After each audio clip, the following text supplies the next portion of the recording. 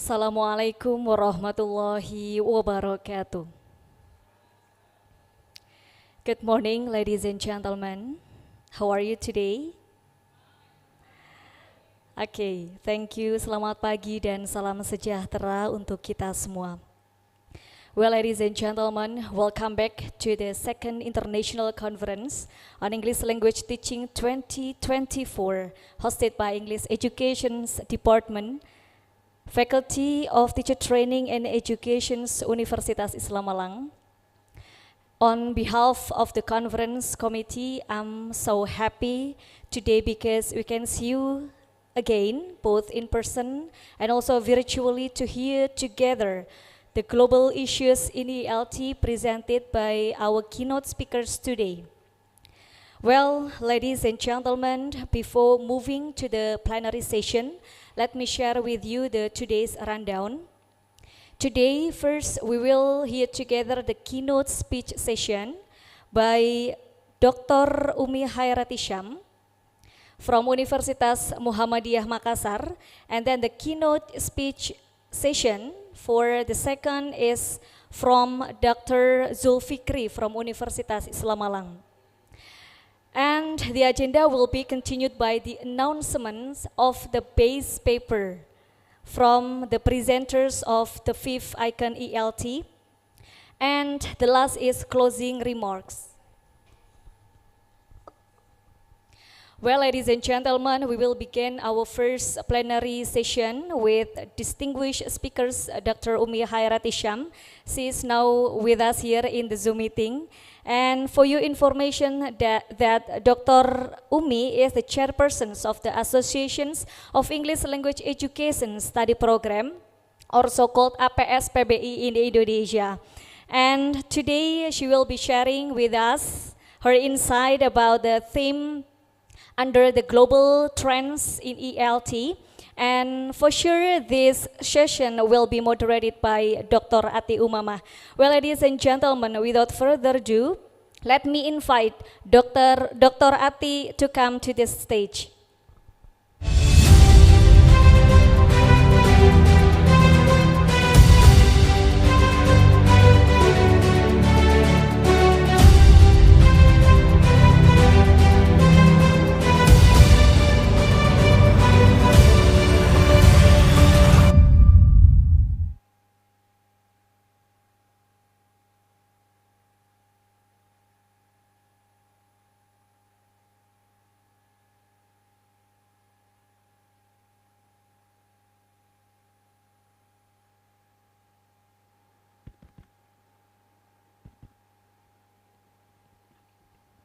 Check. Okay.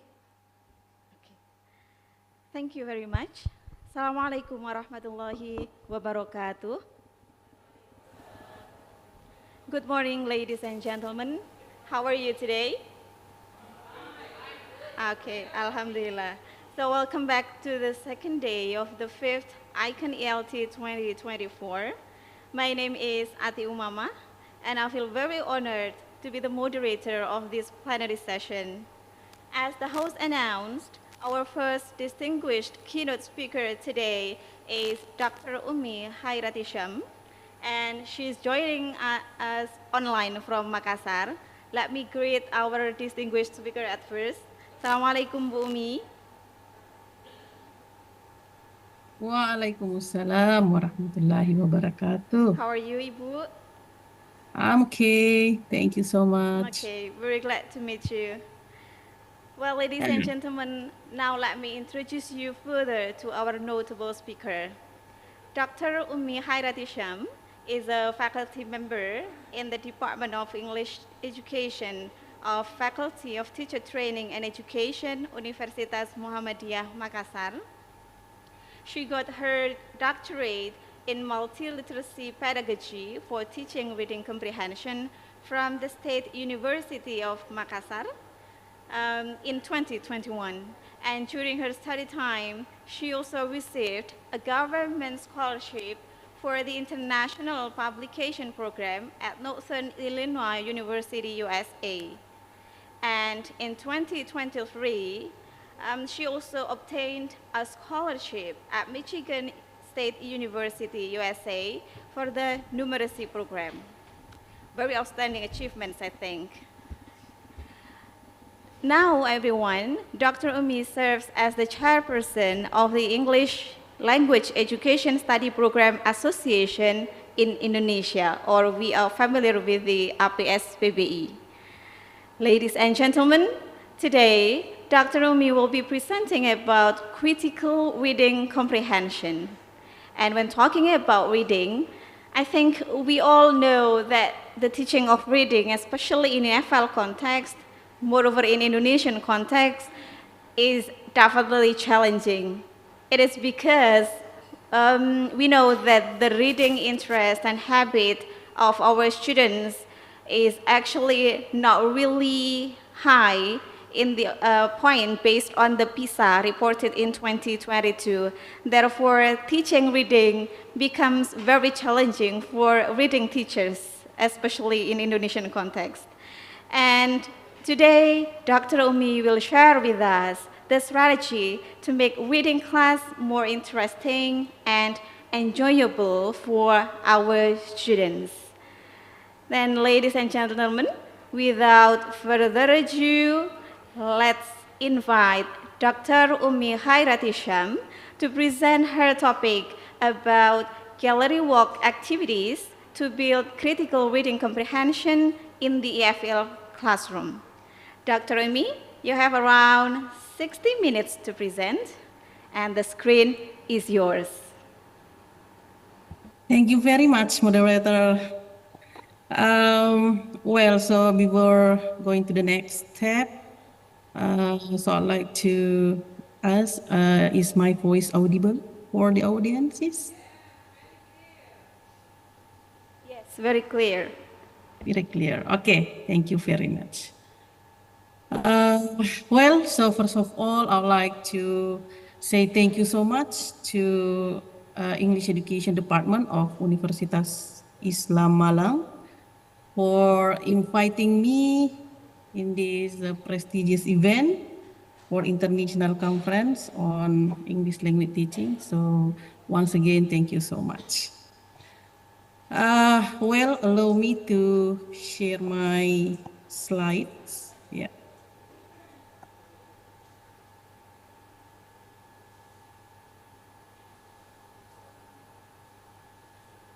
Sorry, is it visible for you? Yes, Ibu. Yes.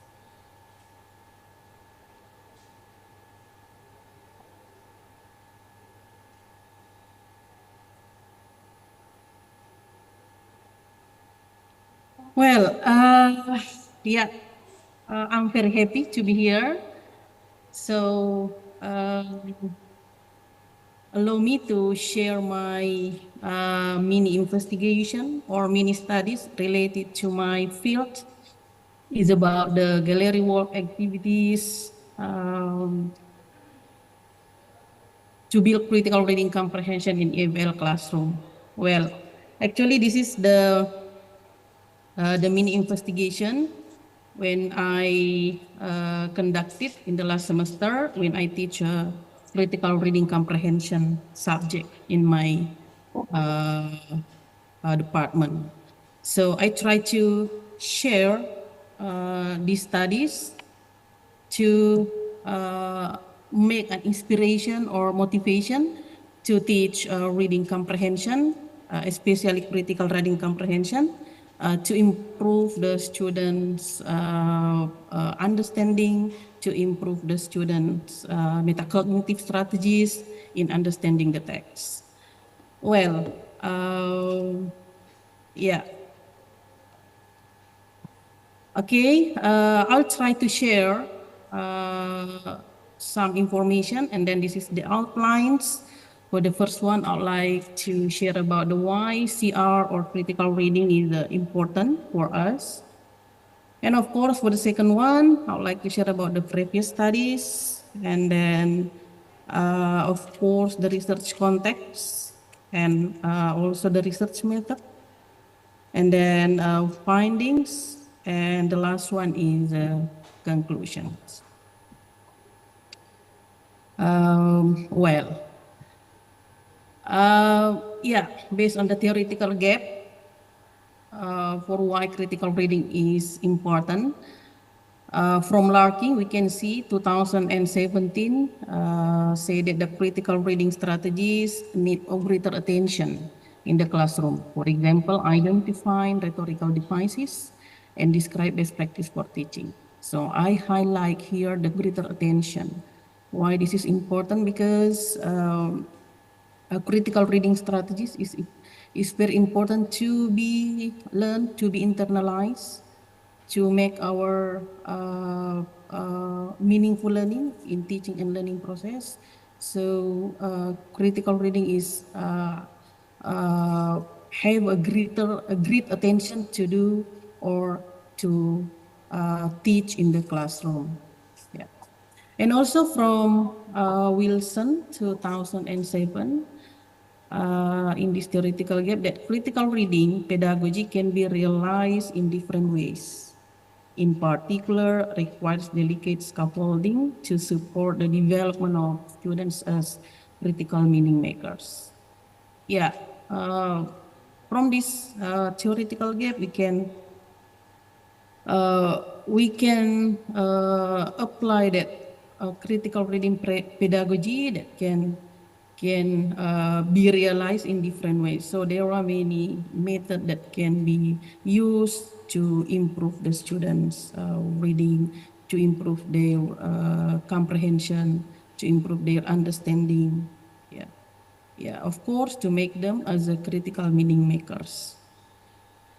And also from Zabihi, 2011, yeah, to garner attention, the significance of critical reading in education and its interaction within the educational framework. Yeah, I think the critical reading instruction is very important to do.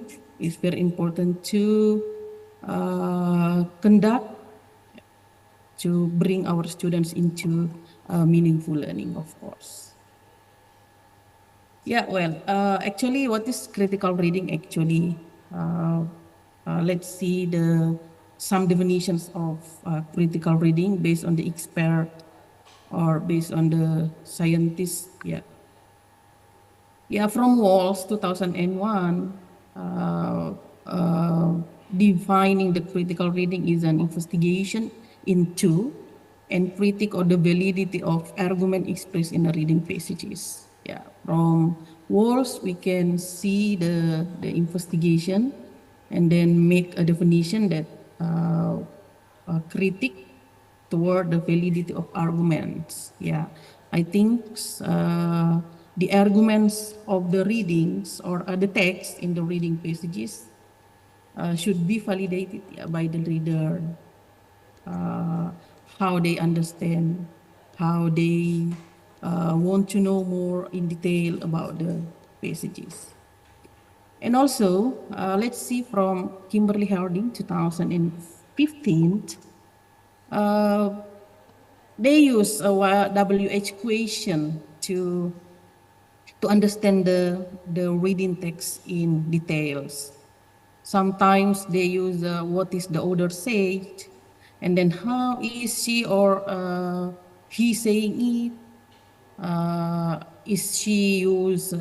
Does she use humor, symbolism, or appeal to emotion? Why is she saying it? And then do agree with what others saying? Why or why not? So Kimberly Harding is very complex in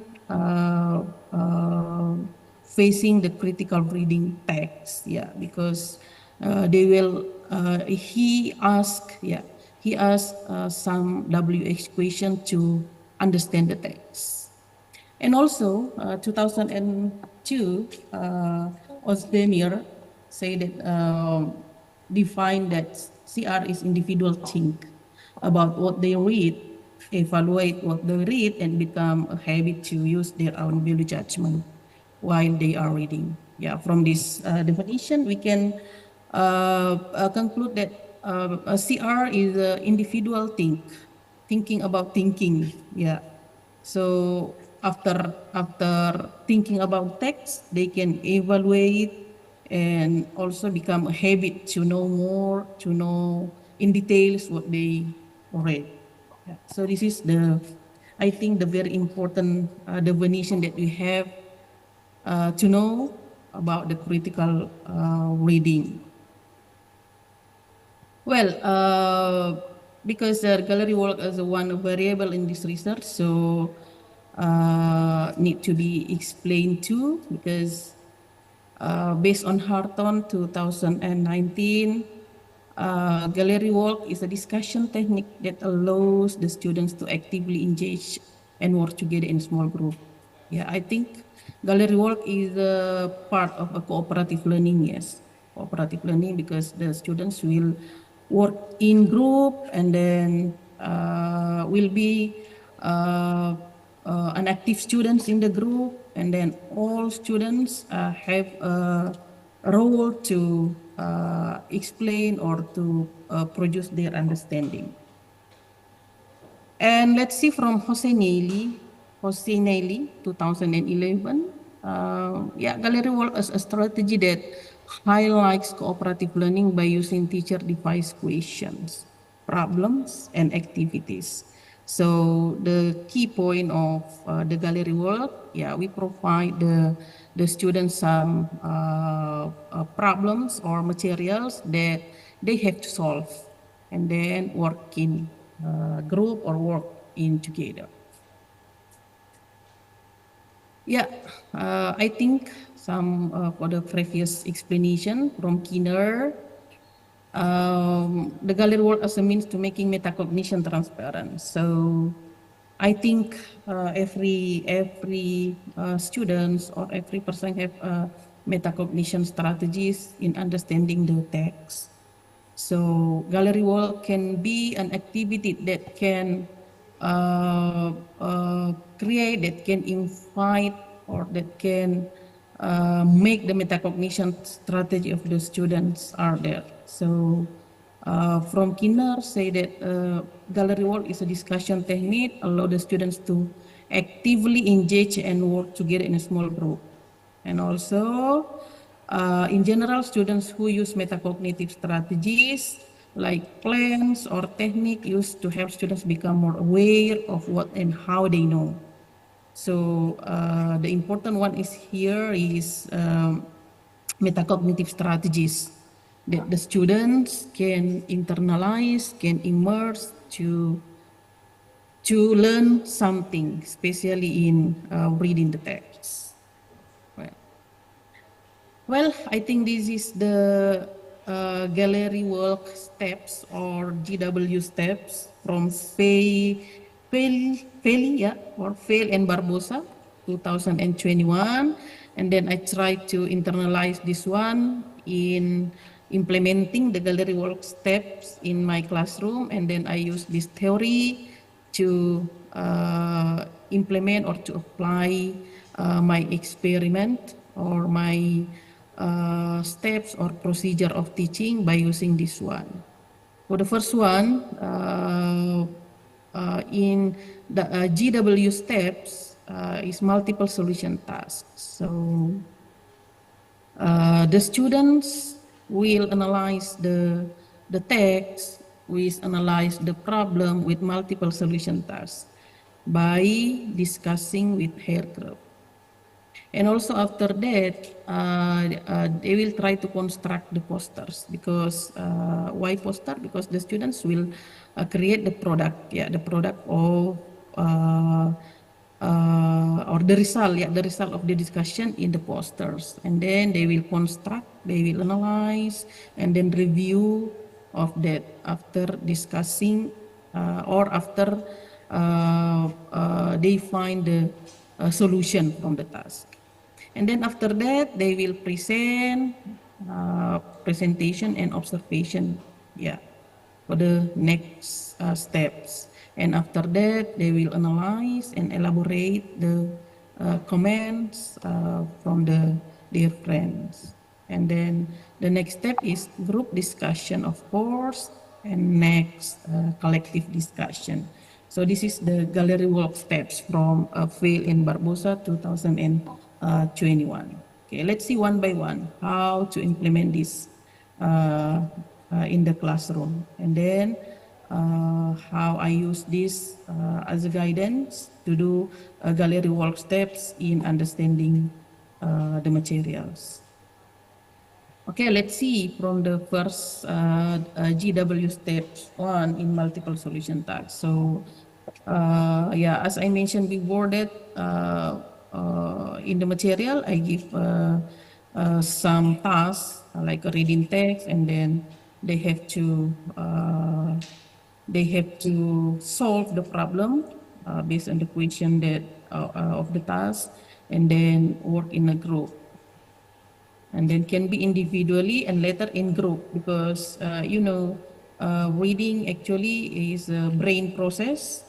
The students need to take part individually to internalize or understanding something, and after that they can share in their group.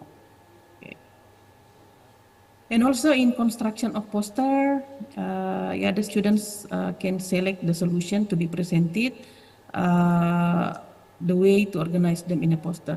And yeah, that I mentioned before that the solution can be created in multiple solution, and then the relevant solution will be presented based on the area or the field of the problem that they work, and then they will organize in a poster. And presentation and observation for GW step 3. Yeah, poster are placed on the walls of the classroom or outside can be, so that the group can analyze them. The poster will be stick on the wall, and then can be in the classroom, can be outside the classroom, if any place. And then the other group will analyze and see the result of the discussion every group. And then GW step 4, analysis and elaboration of comments. So here the students are visited the gallery walk, visited the poster where the place. They will write down the comments about the doubts or question about the poster's content, and then fix them to each poster. Yeah. And then the GW step 5 is about the group discussion.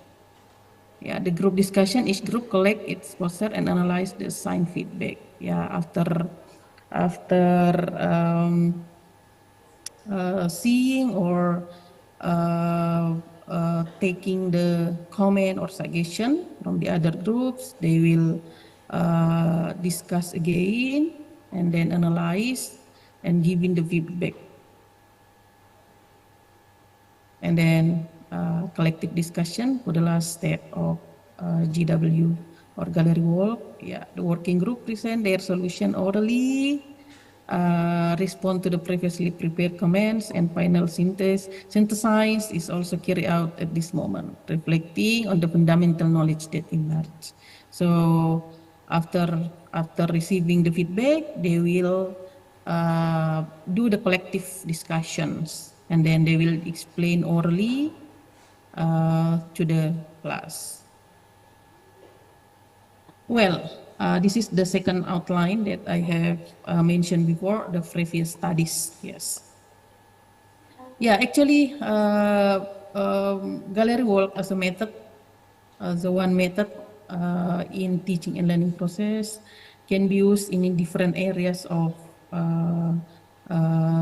disciplines. Yeah, whatever in health discipline, education, agriculture. I think this is relevant to others, because this is a creative method or creative model that can be used to improve the participation of the students or make the students active in the classroom. So Lopez, 2022, 2022, sorry, 2022, they use this gallery wall technique, and then in reading comprehension, and then show the improvement, because this gallery wall that can improve the students' reading comprehension. And also Hasana, 2019, they use, she used gallery wall in teaching reading descriptive text. And then the result of this one, she can promote the result of gallery wall that can increase the students' higher order thinking skills, especially in level C3 or C5 in Bloom taxonomy, about the applying, analyzing, and evaluating. So I think this is a very important one, a very nice information about the frequent studies of this one. And then my research focus on different investigation between two previous studies, because I focus on the element of critical reading comprehension. Well, actually, this is just information. Critical reading tradition, actually, we can use in two terms, different areas, based on the Larkin 2017. So, critical reading tradition, we can use in reading for academic success, and also we can use in reading for social engagement. So my research context focus on reading for academic success, because I use a critical reading tradition in teaching reading comprehension as a subject area of English education. So this is for academic success. A little explanation about the critical reading tradition to improve the critical thinking tradition. In academic success, based on the Manerin, Carey, Redbarn, and Raylan 2015, we can see that for academic success, we can face the following key success, for the students, that they can identifying the patterns of textual elements. They can distinguish between main and subordinate ideas, or main ideas or supporting ideas. And also they can evaluate the credibility of the text.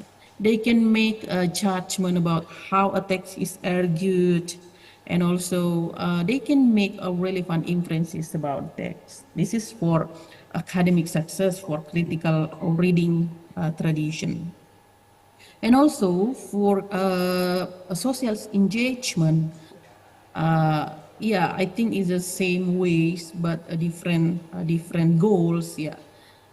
In for social engagement, they will see through various form of rhetoric. They will recognize a power relation.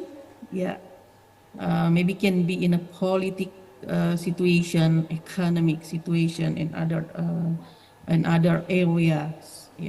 And also ask a question or questioning assumptions, and also they will engage with the word, and also they can construct new possibilities. So this is the little information about the two traditions, in different goals of critical reading. Well, this is the third part of my outlines, this research context. So I focus on CR for academic success, for example, for the main focus, and then break down to the critical reading strategies. And then in critical reading strategies, I focus on comprehension-based reading strategies, because the variable of the research is critical reading comprehension improvement. And then this is the breakdown again for the comprehension-based reading strategies. And then I focus on three terms of critical reading comprehension. So I focus on surveying and previewing a reading. focus on using context clue, and focus on applying questioning to the graph. Yeah, so surveying and previewing reading activities or reading text that can be seen from the ideas, main ideas, yeah, of the text. And using context clue, there are many kinds of context clue that can use in reading. For example, finding the structure of the text, finding the unfamiliar words, synonym, antonym, and also applying questioning to the graph. Try to provide the picture, chart, pie chart to to get the information from the text. Well, for this mini research, I use quantitative method by using SPSS or a statistical package for social science. And then this is a pre-experimental design because only one class, one group pretest post-test design for critical reading comprehension class. And then of course purposive sampling technique. And then the instrument is a reading test, yeah, to measure the effectiveness of gallery wall activities to improve the critical reading comprehension of the students. Yeah, as a quantitative research, yeah, I have two here, research hypothesis and also a statistical hypothesis. For research hypothesis, number one, there is a significant improvement in critical reading comprehension by using gallery wall method. And for the second hypothesis, there is no significant improvement in critical reading comprehension by using gallery wall method. And also in statistical hypothesis, in null hypothesis, pretest is equal with the post-test. And for alternative hypothesis or H1, pretest is not equal for post-test. So this is the hypothesis. Now let's see the result. Yeah, this is the result because I use quantitatively for measuring the students' reading comprehension by using SPSS. So from the mean score, you can see in the slides or the screen, critical reading pretest and post-test. So for critical reading post-test, for the mean score, we got 58.01 or 06 or 06, or critical reading post-test. I got 86.94. So from this one, we can make a descriptive statement, yeah, or descriptive justification that there is an improvement. There is an improvement, but now let's see the interpretation and decision. Yes. Okay.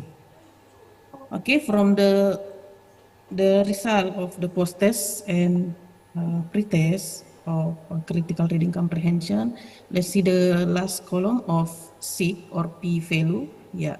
Here we found 0.000. Yeah. So let's see the decision. The result of analysis obtained in the p-value are 0.00. So that the null hypothesis is rejected and alternative hypothesis is accepted. And then the interpretation, yeah, the result of hypothesis testing show that there is an improvement in critical reading comprehension after using gallery wall activities. Okay. Yeah, here we can see the correlation, yeah, the correlation and the number of what is a result of the post-test and pre-test is a high 709. Yeah. Okay. Yeah. And then yeah, after analyzing, after reviewing the result by quantitatively, I try to make a little justification, yeah, after implementing the reward activities in this in descriptive one. So I found three kinds area that should be continue, yeah, or this is the experience or learning experience after implementing the gallery works. The first one is the active learning. The second one is demonstrated a high order thinking skills, and also the students deepening reflection. So in active learning here, uh, yeah, I can found some codes or some domains. Yeah, the students that can uh, that that can internalize in their activity. For example, students' engagement with the materials through the rotation process, because the gallery works is an active process, or like a discussion process, and also gallery walk process that the students visit one by one, or go around in the classroom to give suggestion and comment to the audience, and also the students' participation in the class discussion, and then of course the students' collaboration and cooperation. So I feel this is a very nice one to do in a future classroom for critical reading comprehension.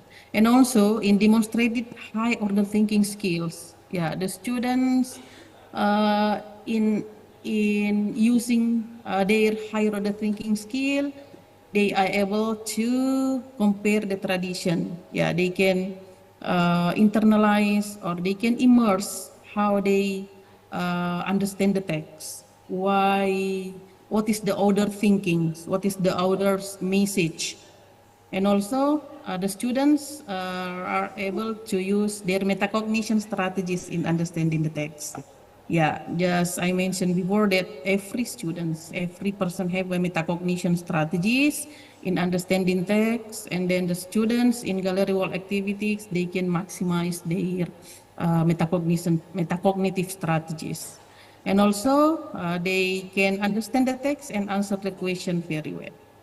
And the next one is, the last one is a deepening reflection. Yeah, by using gallery work, we can reflect what they have read.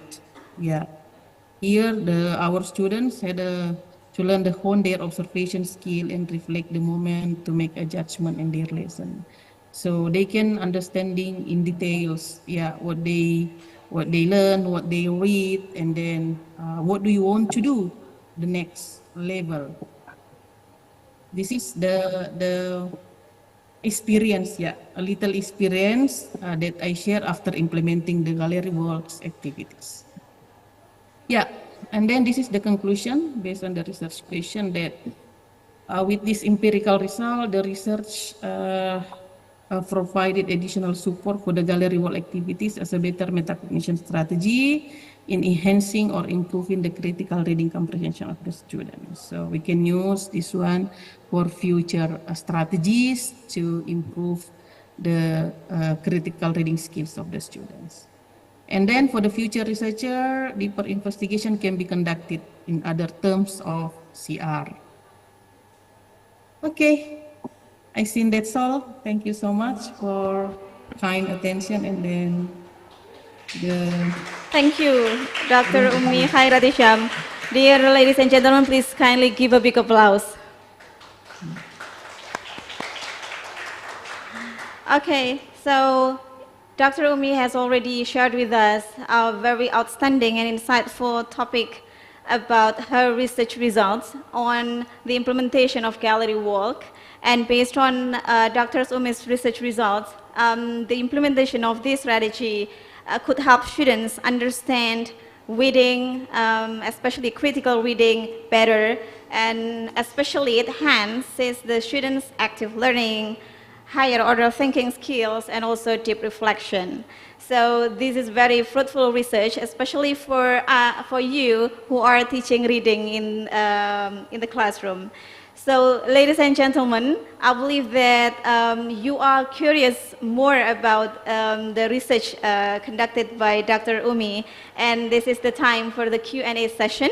I invite questions from both on-site and online participants. For you in this room, You may raise your hand, mention your name and affiliation, and please state your question. And for those who are joining us in the online platform, you may also ask questions by writing down your question on the chat box, or you may use the raise hand feature to directly ask to our distinguished speaker. So now let me check the question from the on-site room. Is there any question? Ladies and gentlemen? Oh yeah, someone is raising hand.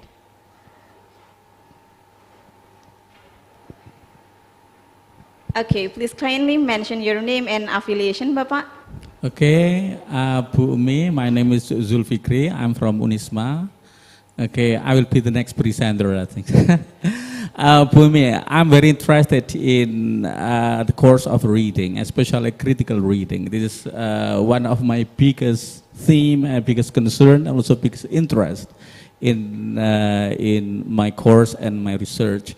However, after you explain that, I have some concerns. First is, maybe if we talk about critical reading, we have to go back in 1970s when Flavel proposed the concept of metacognitions. Yeah, it is probably the starting point of critical reading. And then still conceptual at the times. And then in 2000, professor from University of Texas named Shuri and Mukhtari elaborate using MARCI or metacognitive awareness, what we call metacognitive awareness instruments. Yeah, how we measure student reading comprehensions through this kind of questionnaires.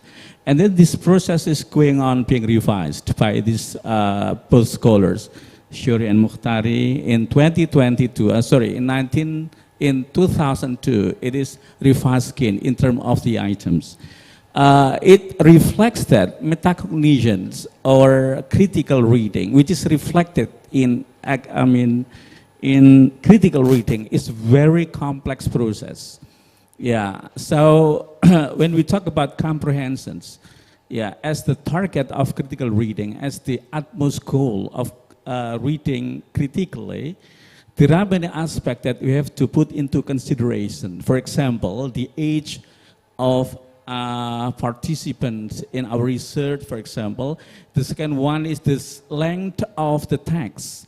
Yeah, because the length of the text can influence the level of understanding, can influence the, what we call, the adoption of certain strategies. And also the last one, I think the vocabulary size, or how many vocabulary they have already earned or achieved in their learning. That's why many studies mention the term vocabulary threshold, meaning that if you want to understand certain text, we have to acquire certain amount of vocabulary. This is some concern, in some important thing to put into consideration in our research. So probably Bu Umi, I didn't find any what we call detailed information about the characteristic of the participant. I think because critical reading is much influenced, much affected by the characteristic of the participant. I think that's all, Bu Umi. Thanks a lot.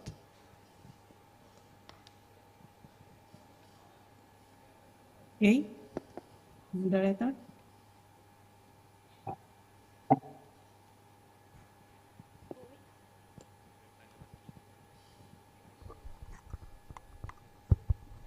Bumi, you can directly answer the question from Pak Zulfikri.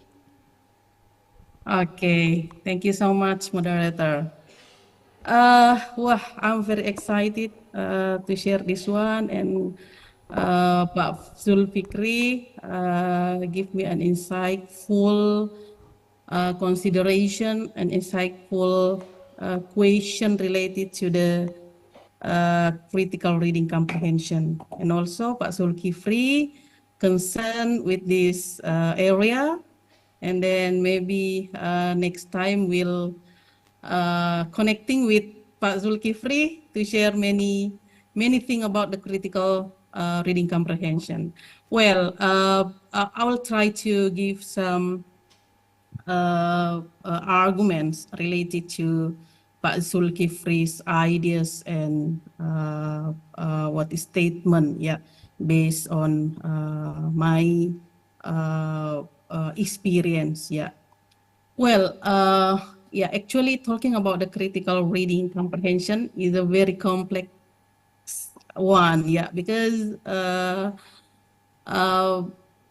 it's about the brain activities, it's about the cognitive activities, and every student, every person have a circulated brain, a different circulated brain, how they catch, how they understand something, especially here, how they understand the text, especially English text. Yeah. Yeah. Again and again, talking about the criteria, yeah, about the metacognition strategies that the students or the person or the people have, yeah, I think is a very great influence how they can understand the text by using their metacognitive strategies that developed by Playful, yeah, many years ago or in the past ago. Yeah, I think by using the gallery works here, we can maximize the metacognition strategies of the students in bringing them to the meaningful learning here. Yeah. Yeah, you know, actually I conducted here in the fourth semesters of the students,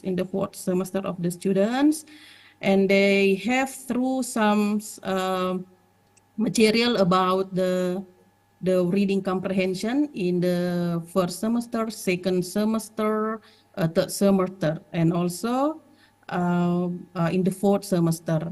And then my strategy here is I teach not only how to understand the text textually, but bring them to understand the text contextually by using this metacognitive awareness. Yeah, in metacognitive awareness here, I think there are many strategies that can be applied, that can be improved. Then should be make a connection between the material and the strategy that we use. Yeah, I think this is very hard to do. This is the very hard to do, but we can guide them step by step to ask about the text, to understanding the text. Yeah, because we have to consider also the length. Yeah, of course. I agree with Pak Zulfikar, Pak Zul. Yeah, we have to consider the length of the text and then the number of vocabulary mastery they have. I think we have to know that. So because this is the what is the reading comprehension is a pre subject, yeah, that should be before going to the critical reading comprehension. They should master the learning achievement or learning outcome that they should obtain or have in the third semester, and then continue to the next level. Yeah, and then I consider that to do the material or the problem task that they should solve in group or in our classroom. So yeah, I think this is the process of that, and I agree that we have to maximize the metacognitive strategy of the students in maximizing these critical reading comprehension skills, because every students have a different metacognitive strategy. So I think gallery work can be a solution to do it, because they will do individually to process their brain or to process their cognitive way, cognitive strategy, and after that, they will share the result of cognitive process with their friend in a group. Yeah. And then we have as a teacher or lecturer, we have to scaffold this one. How they understand the problem task that we give. We can ask them one by one. How to try to understand this one? How to your metacognitive awareness that you use to understanding this task. Yeah. Okay, I think that's Pak Sul, my experience to maximize critical reading comprehension of the students in understanding the text in different perspective, different way to bring them into meaningful learning. Thank you. Okay, so Pak Zul, what do you think? All right. Thank you, Pak Fikri, for the question and also Bu Umi for the answer. And to be fair, let me check the question in the chat box for the online participants. I have some questions here, Bu Umi. Yeah. First, let me check. It is from Ibu Dewi Suryani from PBI UIK Bogor. She asked you this question. How many minutes does it take for students to read and create the posters as well as subsequent activities? And then is it in one meeting for one topic and for the several activities or in several meetings? That is the question. Okay. Directly answer the question. Yes. Thank you, Ibu Dewi Suryani, for the question. This is a very good question for me, and a very challenging question for me. Yeah. How many minutes does it take for students to read and create poster as well as subsequent activities? Is it one meeting for one topic and for the several activities or in several meetings? Yeah. Thank you. Yeah, actually, because this is 3 SKS, yeah, 3 SKS, and then, two SKS, and we spend time, sorry, 1 hour 60. So I think in the teaching and learning process, there is opening, main activities, and also closing. So in my main activity, yeah, I use 1 hour, yeah, 1 hour to maximize these activities. And then for the students, learning task, because this is the critical, this is a reading class. So I give task about the reading text, and then they will read individually first, but working in group. Yeah. But before I set in group for the teaching and learning process, but I gave the time to read individually about the text. After that, they will share to the students. Yeah, 16 to 18 to 20 minutes to read the task. And then after that, they will discuss while making the posters. Yeah. And then 1 hour activities for all. And then is it one meeting for one topic? Yeah, based on my lesson plan or teaching model, in every meeting, in every topic, I use 2 meetings, Ibu. 2 meetings to complete and to reflect this topic. Thank you. Okay, thank you, Ibu Umi, for the answer. And we still have the time, dear ladies and gentlemen. Now let me check in the on-site room. Is there any other question from the audience here? Bapak Ibu? From this room? From the on-site room? Okay. While waiting for them to ask, let me again move to the chat room because there are 2 more questions, if I'm not mistaken. The next question is from Ibu Andriani Marentek from Universitas Samratulangi Manado. She has two questions, Bumi. The first question is, I wonder if there is a particular digital tool that the students can use to collaborate in producing the gallery walk activities. That is the first question about the digital tool that you used that time. And the second question is about, is it possible that the gallery walk activities be applied to young learners such as junior or senior high school students? And if yes, how do we implement it? It seems that Ibu Andriani also teaches reading, Bu Umi.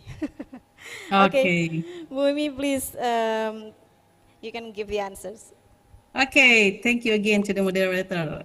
Yeah, thank you, Ibu Andriani Marentek. It's a nice question and very challenging question for me. The question is two questions. Yeah, or two questions. Wonder if there is a particular digital tool that the students can use to collaborate in producing the GWH. Yeah, I think so far, actually we can elaborate this one with other tools actually, but I haven't tried to this one because yeah. Yeah, next research or next studies, I will try to do it. But integrating with the digital tools, I think you can give them a task, yeah, in digital ways. For example, in Kahoot or in Slido.com to provide the text, yeah, to provide the task of the reading, and then they will read digitally by their phone or other electronic devices to read the task. Yeah. I think just that I do it for this research, and maybe for the next digital tool, I think yeah, anyone, but I don't know. Yeah, I don't know other digital tools to elaborate or to compare this GW method. And then the second question is it possible that the gallery wall be applied to young learners? Yeah, it's possible, Ibu, because gallery walk is only the method. You can you can think the materials based on the level of the students from the primary school or a junior high school, senior high school, and also university students. So gallery walk is only a method you can use in different level of the student. So you can design the material based on the level. For example, in primary school, just giving the task based on the material of primary schools, I think. Well, that is the answer, Ibu Andriani. Okay, someone is raising hand, Bapak Rudi Haryono. Pak Rudi, do you want to ask directly to Ibu Umi? Yeah. Bapak Rudi. Hello, Pak Rudi. Okay. Please unmute. Okay, thank you. Yeah. Is my voice clear enough, Bapak Ibu? Okay, I'm sorry I am using. Okay. Thank you for the time. I am Rudi Haryono from Universitas Muhammadiyah Bogoraya. Actually, I teach reading also, and then I have some experience or challenges in teaching reading Ibu Umi and my colleagues. And my question is, in critical reading, how can we meet the needs for students to read, and then the teachers demand to teach reading? I mean that sometimes it is hard for us to make a convergence between students' need in reading and teachers' syllabus in teaching reading. So how can we meet the students' reading needs analysis and then the teachers' syllabus, Ibu? So sometimes our reading materials do not meet students' need, and then sometimes they feel bored because reading is passive or receptive, yeah, because reading is receptive skill. So is there any suggestion or any strategies for us to make students interested in critical reading? Thank you. Well, Yeah, Bumi, directly answer. yeah, some questions from Pak Okay. Rudy.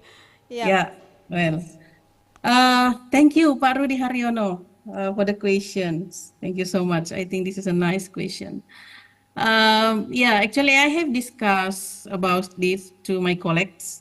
Yeah, related to the students' needs and then how we integrate or elaborate in our syllabus. Yeah, of course, this is the what is department dati, yes, department or lecturers activities that should uh, think about them.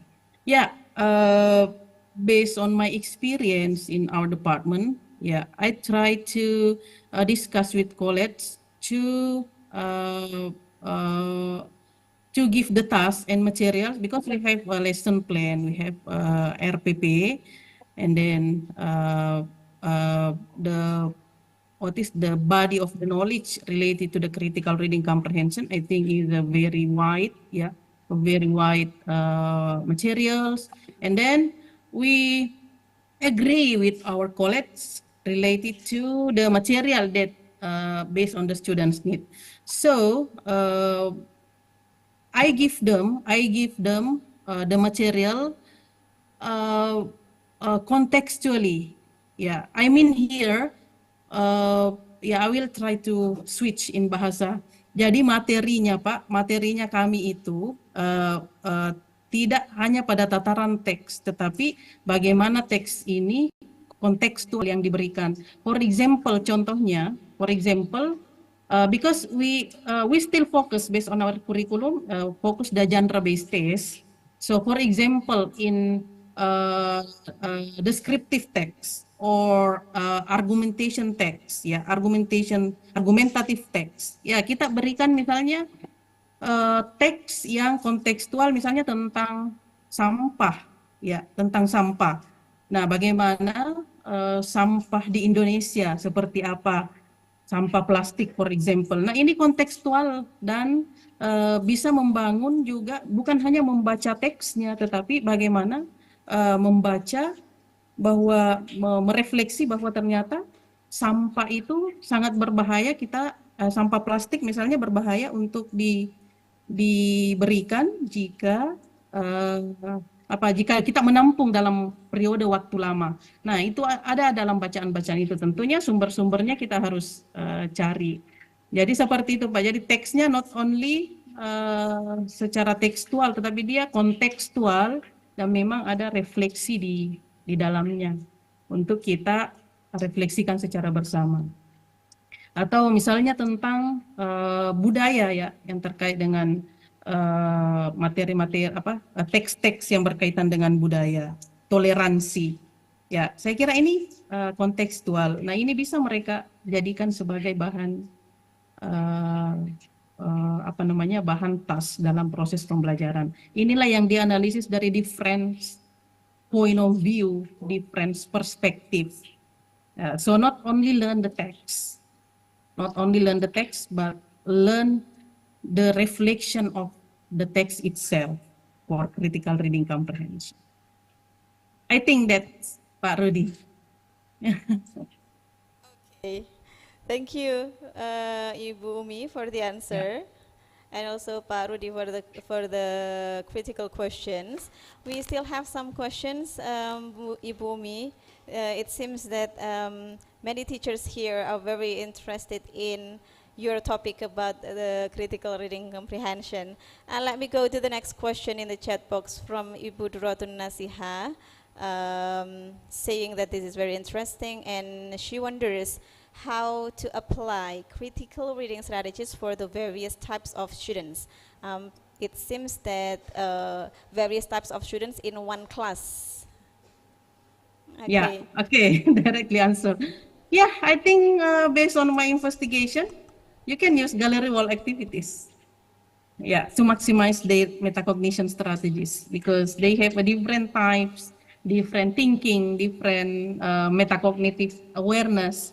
So you can use innovative activities, innovative method to maximize their thinking skills, their reading skills. Yeah, Budoratun, thank you for the question. Okay, so Ibu Duratun, the gallery walk activities can also be applied for your class with different students' background and individual differences. Okay, next question is from Ibu Nilna Hidayati. And then it is about, she's conducting a research. So let me just read this. It's quite long, Bumi. In my thesis, I researched students' reading abilities with the Wattpad application, very interesting.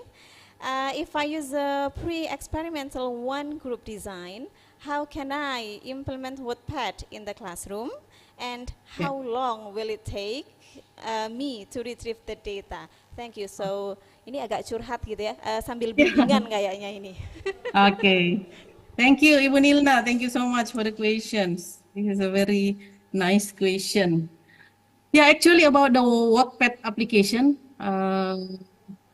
I never heard this one actually, but the implementation of the reading ability by using this one and then using the research method of free experimental with design one group design, and then how long will it take? Okay, I will try to share my experience in doing this research. Actually, because my research is experimental studies, I use a pre-experimental. And then actually in our meeting in the classroom consists of 16 meeting, yeah. So I just use 8 meeting to do this research, yeah, to do this research. And then in the mid test, I give a post test for them because I feel based on my research design to implement the gallery wall activities, I use in 6 meetings to implement, and then one week to plan what materials based on the learning achievement, based on the syllabus of English Education Department, and then I try to elaborate for 1 week planning to do the research, and after that 6 meeting implementation or treatment, 6 meeting for implementing the gallery wall activities, and then after that in the mid days, in the 8 meeting, I give them post test. Yeah, of course, gallery works as a independent variable, as a treatment I use to improve their critical reading comprehension. So the test is a reading test, critical reading. I took in book of critical reading test. I have a critical reading text based on the, and then I try to elaborate to my materials, my content in selecting the test, yeah, in critical reading book test. Yeah, actually, next one, Ibu Nina can test me to get, yeah, the critical reading book question. I have one book to the standardized book, international book for critical reading comprehension. To measure the students' critical reading comprehension. So, what PET application I think is only the variable that can affect, that can influence the students' reading comprehension. You can try this Wattpad application. I think if you maximize to use this, reading skills of the students will be increased by using this one. So you have to consider the materials and then the research purpose, of course. Why do you conduct this one? Why do you conduct this one? You have to consider all before doing this one. Yeah, I did this research because I feel when I teach a critical reading comprehension last semester before doing the research, yeah, I as a lecturer a very what is I have it's very difficult, yeah, to know the students understanding, how they guide them to know something, to know the reading text or to understand the reading text.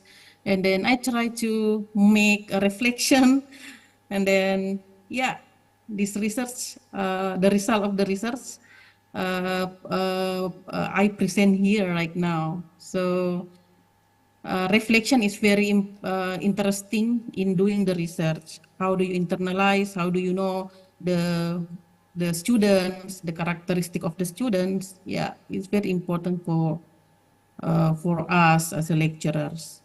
Yeah, Bu Nina, ya.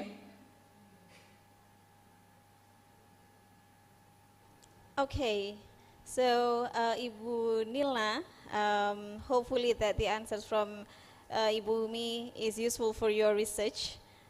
She also offered you a critical reading book, so good luck for your research. And then I still have one question in the chat room, Ibu Umi. It is from, let me check, from Bapak Alexius Madar from Unwira. So this semester, Pak Alex is teaching English to non-English department students. And in your experience readings, to what extent would the metacognitive reading strategies be successful in enhancing the reading comprehension of the non-English department students? Oh, I would like also to say hello to my friend, Pak Hamidin at PBU Unisma. Pak Alex is saying hello to you. Is Pak Hamidin here? Oh, tidak ada ya?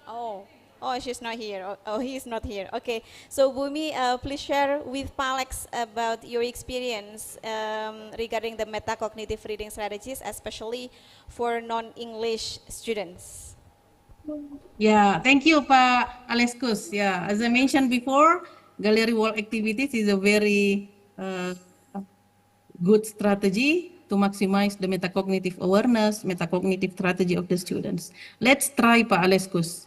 Try to do it wherever in non-English department or English department or primary level, junior high school level, senior high school level. I think gallery walk is a general method that can we use. We can specify based on the material and also based on the level of our students. Thank you.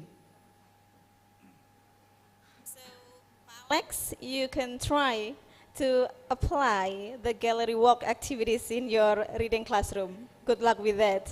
Okay, is there still any other question, especially from the on-site participants? The on-site participants, hello. Is there any more question for Ibu Dr. Umi Hairati-Syam? Okay, okay. In the chat box, I think there's no more question, Umi.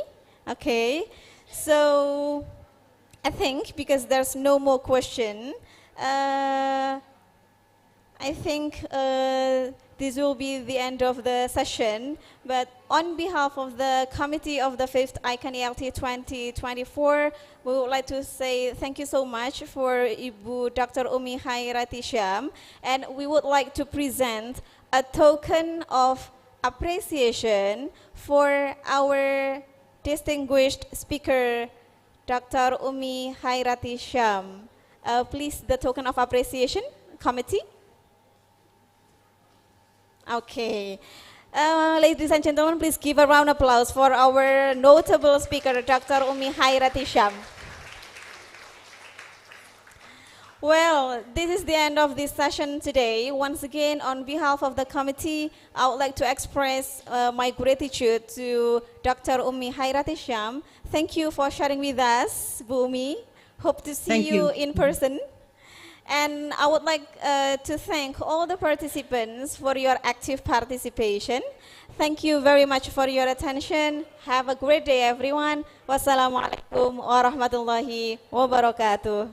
Waalaikumsalam. Thank you so much. Oh, well, the next plenary session is with Dr. Zulfikri and Ibu Nusa Alia Rahmati MA. My name is Nusa Alia Rahmati, as your moderator in this session. It is an honor to introduce our keynote speaker, Dr. Zulfikri. Dr. Zulfikri is a prominent figure in English education, currently serving as a teaching staff, a teacher training and education program, as well as the master's program of English education at University Islam Malang. With a rich teaching background spanning various educational levels and extensive experience in philosophy, linguistics, and research, Dr. Zulfikri has significantly contributed both academic and professional development in the field. Today, he will be sharing likes on online extensive reading, promises and challenges, a topic crucial for educators and students navigating in digital era. Without further ado, please join me in welcoming Dr. Zulfikri to share his presentations with us. Please give him a round of applause.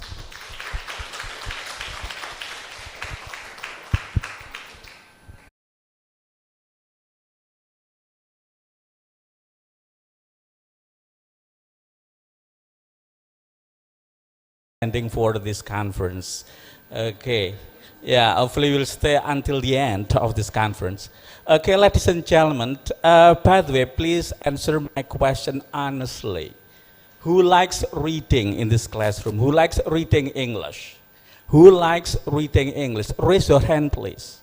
Raise your hand. Who likes reading English? How many? Okay, 1, 2, 3, 4. Okay, yeah, good. Yeah, around 50%, I think. The person or the people who like reading here, around 50%. And how about the rest of the participant here? Do you like reading? Mix. Sometimes like reading, sometimes not. Okay. Yeah.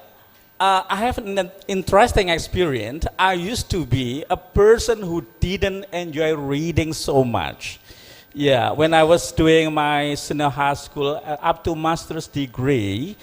But in 2011, I attended a program in United States of America. I attended extensive reading programs, yeah, in the United States. And you know that the teacher every day brought a lot of books, yeah, a lot of graded readers. Do you know graded readers? Graded readers are the material designed based on the level of difficulty. To teach, to implement this program at this university especially. And then I also committed to write many articles, as many as possible. I write to currently maybe around 6 papers, an article that have been published in the process of publication in the area of extensive reading. Yeah, and from this on, based on my experiences and my commitment in my academic journey, finally I choose this topic to present. Yeah, I encourage myself to choose this topic, online excellence. I would like to present some key points or important issues that I'm going to present. The first one is the nature of extensive important issues that I'm going to present. The first one is the nature of extensive reading. What is it actually? And the next one is empirical evidence. What do the research say about this, about extensive reading? And then the problems in implementing extensive readings and reading in digital age right now. Probably every of you have handphone and you read the text probably, or you read everything online right now. And then some key issues in online reading. And then finally, I give future recommendation for researchers and for the teachers and also for school curriculum developers. Okay, now let's move to the first important issue about extensive reading. The first one, yeah, if you talk about extensive reading, there are three key characteristics. The first one is reading autonomy. Anyone knows what autonomy is? Anyone knows what is autonomy actually? It is probably a very common word you hear in language learning, in education. So what is autonomy? This is my assess his own learning progress. This is called responsibility, not just freedoms. Okay, these are the key characteristics. Number two is I-1. What does that mean, I-1? I represent the current knowledge. I means your current knowledge, minus mean lower or easier. So, in extensive reading, the students are recommended to choose the easy text. The text which is easier to understand. Yeah? So we cannot force students to choose more difficult one, or we cannot force you have to read this. No, you have to choose yourself the reading materials. If you like sport, for example, you can choose sport topics. Yeah, if you choose celebrity, for example, you can choose that. Agriculture and so on. So every person might have different topic in these classrooms. Yeah, okay. And the last one is large number of pages. You have to read not only one page. Who are the teacher in the classroom? Raise your hand, please. Teachers of high school, do you teach? Yeah, if you teach at high school, probably the student read only one page in one day, one session. But here, in extensive reading, the student read more and more pages. Yeah, maybe 100 pages a day, for example. Yeah, the more the better. The longer the better. Do you think so? I don't know. Okay, the next one. Actually, what are the advantages of these three characteristics?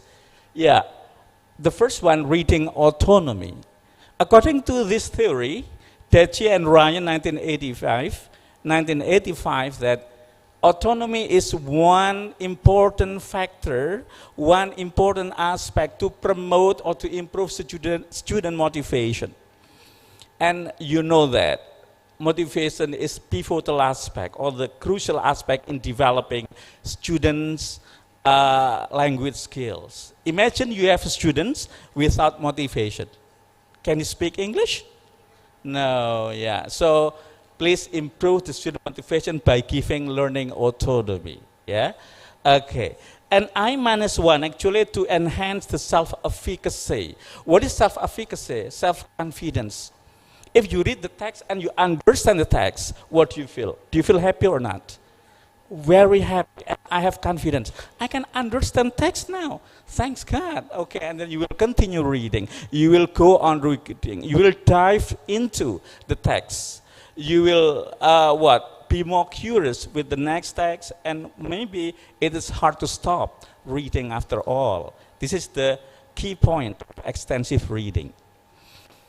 Okay. And reading large number of pages, yeah, of course, if you read large number of pages, there are so many advantages. For example, the vocabulary will improve, and also the prior knowledge. Both are essential, both are important in developing other language skill. Vocabulary is the backbone of language development. There is one interesting statement: without grammar, we can still do something. there is a linguist says, without grammar, we still can do something, but without vocabulary, we can do nothing. That's why if you teach your student, give priority to vocabulary development first. Yeah. Okay. Next one. This is one of the responsibility of students. Extensive reading is mostly carried out of school. They can read at home. They can read in the park. They can read wherever they want. Yeah, but they have to be responsible what they have read. So the teachers should give kind of reading log to record their activities, their reading activities. Yeah, name, week 1, week 2, and so on. Date, title, sources, total pages in this week, for example. Yeah, and the level of difficulty, whether they read easy, moderate, or difficult text. And the last one, to check the understanding, you have to also give comment on what you have read. Yeah, this is to check the student reading activities. So the teacher can check the student progress week by week. In this week, how many pages he read. Next week, and so on and so on. Finally, by the end of semester, how many number of pages the student have read. Yeah, and the grading, the grade of student is determined by the number of pages, not by the test. Remember this, yeah? Okay, the more you read, the more pages you read, the better your grade is. So at the beginning of the meeting, there must be kind of agreement between the teacher and students. For example, if in this semester you can read more than 1,000 pages, maybe 20 novel, for example, so you earn A, you will get A, or you will earn A, for example. Less than this, in this range, you will get, for example, B+, for example, or A-, for example, yeah? Okay, the next one. The interesting one, after students read out of their home, there are many post-reading activities. For example, up against the wall. Do you know this term? Bu Umi just now explained what we call, what is the, Bu Umi explained just now? Gallery walk. It looked like gallery walk. After students read many passages or many stories, for example, and in the classroom, the teacher can ask individual to choose one interesting story that he has read. Yeah? Yeah? And then, after he has finished, he stick on the wall here. If there are 20 students, there are 20 papers. Yeah? There are 20 papers.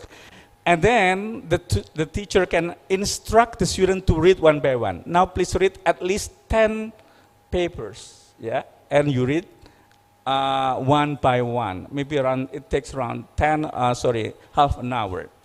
What do you do then? After that, the teacher asks them to sit down and group about 3 or 4 students. And they discuss, they decide which one is the best writing, for example, which one is the best story after you have read. So there are so many complex activities in post-reading activities. Yeah, so this activity can train your writing skills, can also improve your speaking skill because you share what you have read. You share what you have already understood from the text. Okay, there are so many types of activities.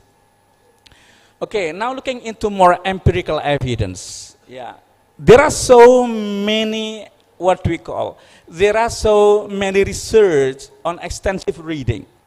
Yeah, extensive reading actually can improve positive affective development. Affective, what is affective? Emotion. Remember that learning needs special emotion. Emotion plays crucial role in developing student language skills. Yeah, anxiety, for example. Yeah, attitude, motivation. Yeah, for example, extensive reading improves student reading attitude. Yeah, there are so many studies. For example, I have conducted 2 studies in the area of reading attitude. 2017, 2022, for example, the students say, "Sir, I want to be a long life reader now. after joining your course, after joining your extensive reading, I want to be long life reader. I want to be lifetime reader. I want to have my private library. Remember how good, how nice their expression is. They want to be lifetime readers. They want to be independent readers. Yeah, and reading motivation, there are so many also studies revealing that this kind of activity, reading, extensive reading, improve the reading motivation. And both of them, reading attitude and motivation, are critical aspect in developing student language competence. Yeah. How about in what we call in language skill development? Look at the first one, reading comprehension skill. There are so many research revealing that extensive reading improve reading comprehension skill. And also writing skill. Yeah, the student can write after reading, they can write at home, or they can give comment or summarize the text they have read, for example. And also they can also, this type of reading also improve speaking skill and also listening skill. Yeah, there are also many studies that prove that, or that give further empirical evidence in this area. What do you think? Do you want to join extensive reading? Hopefully.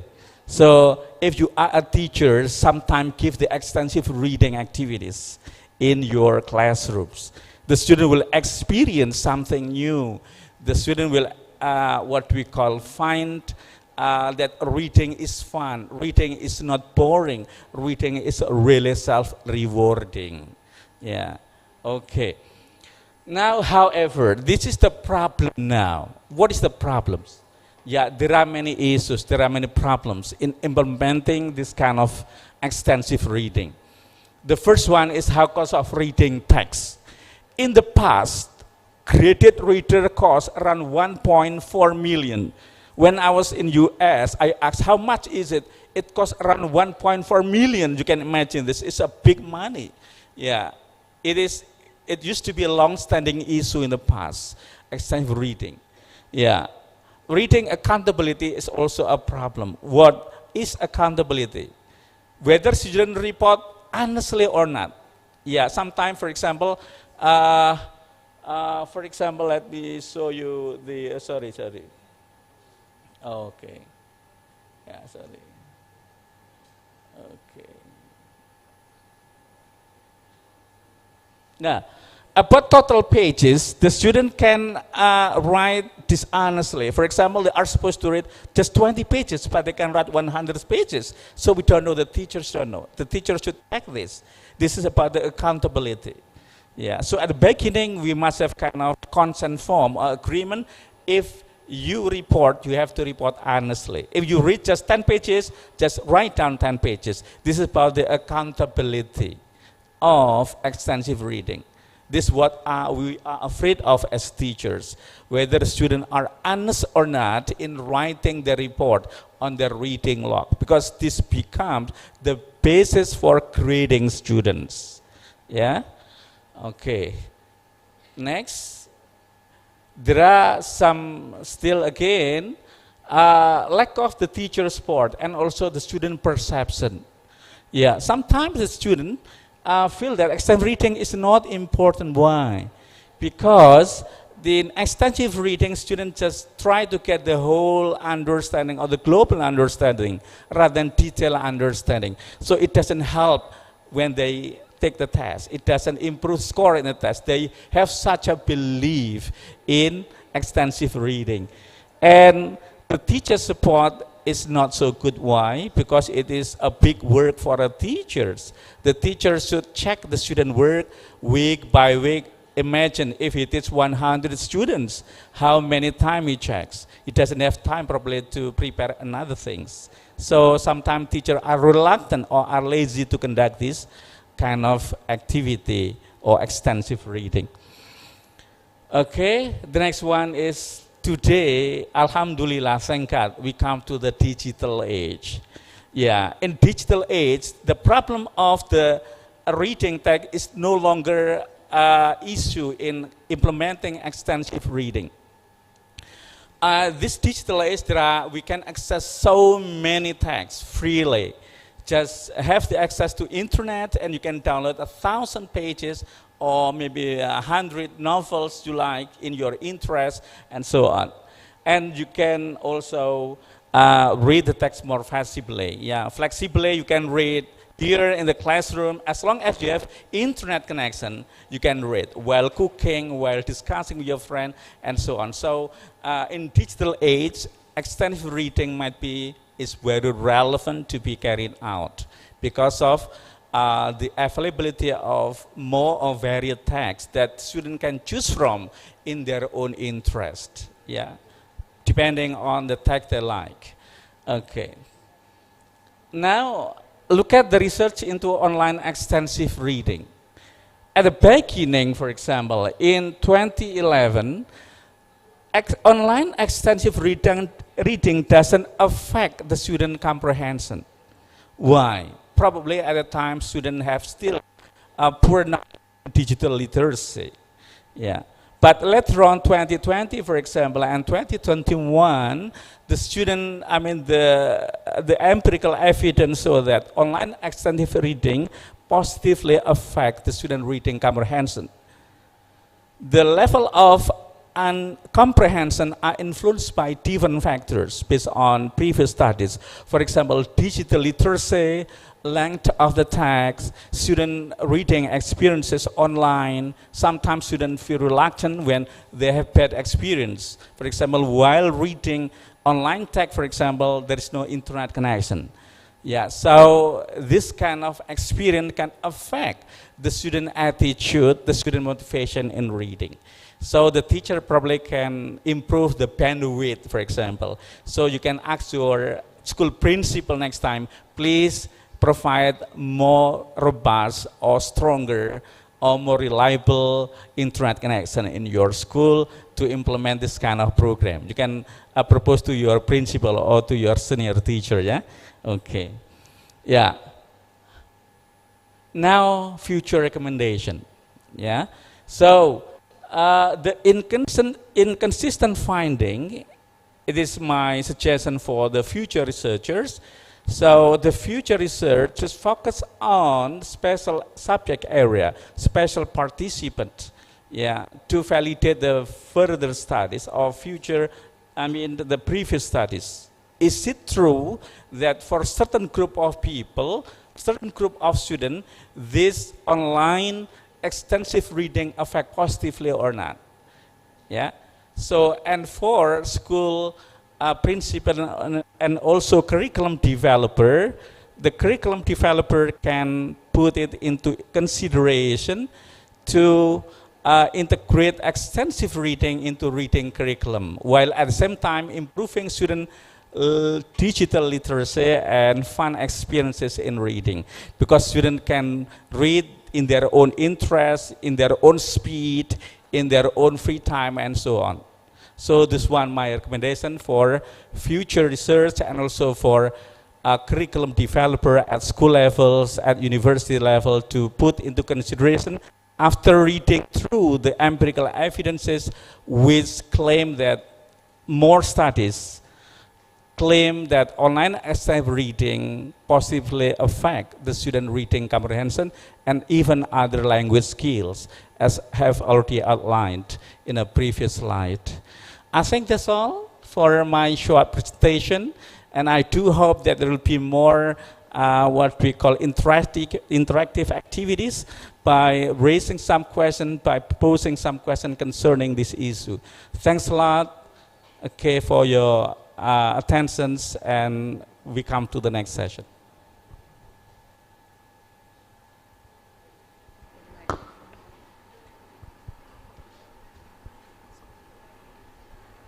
Okay, give a round of applause for our keynote speaker, Dr. Zulfikri. Thank you so much for your insightful presentations. You may back to the seat. Now we would like to open the floor for questions from the audience. If you have a questions, please raise your hand and I will call on you. For the online audience, you may write the questions in the comment box and I will read it to Mr. Zulfikri. We have 30 minutes for the questions. Feel free to ask Dr. Zulfikri anything related to his talk on online extensive reading.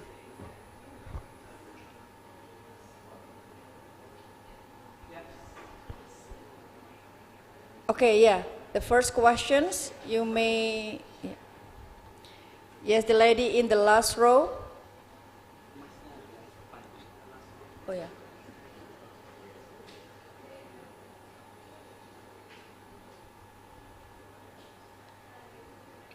Please state your name and your question. Okay.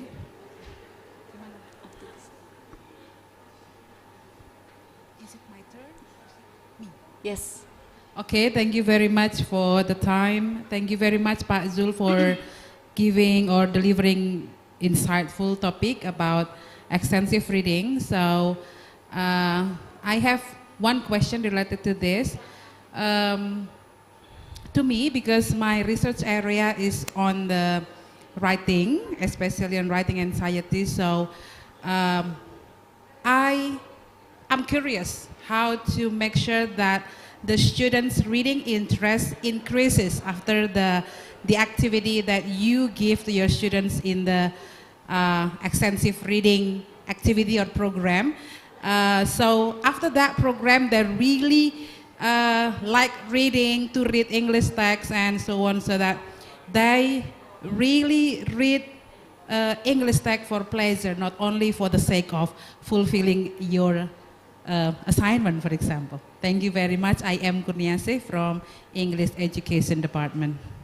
Thank you for the questions. Dr. Zulfikri will answer it shortly. Okay, thanks a lot, Punia, for the question. I think there are two questions basically. The first one, how to measure student reading interest or reading attitude. And the second one is, sorry, Punia, would you please say the second one? Okay, Not yeah. only for the requirement. Okay. Before we conduct these programs, there is kind of instrument called reading interest scale. Yeah. So there is kind of questionnaires. Before we conduct this program again, we distribute or we administer the questionnaire about student reading interest. Yeah. For example, I read even though the teacher do not instruct me. Agree, disagree, for example, and so on. There is a list of reading attitude or reading interest questionnaire. So before we conduct extensive reading program, we can administer first, and later after the whole semester, after one semester, we can distribute again, we can check the descriptive statistic, the mean score of student reading attitude, reading interest after that. Yeah, don't worry, Punia. There is already well-developed questionnaire that measures student reading interest. So we can do it in a pre-activity, a pre-class, before the class was carried out, at the beginning of semesters and the last semesters. Yeah, we can see the, probably we can follow up with the interviews to know more about the reason why the reading interest develop and so on and so on. Okay. Is that all? Okay. Okay.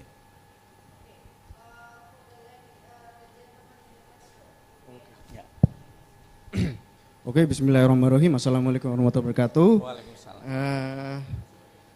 Regarding the question, sir, according to your opinion,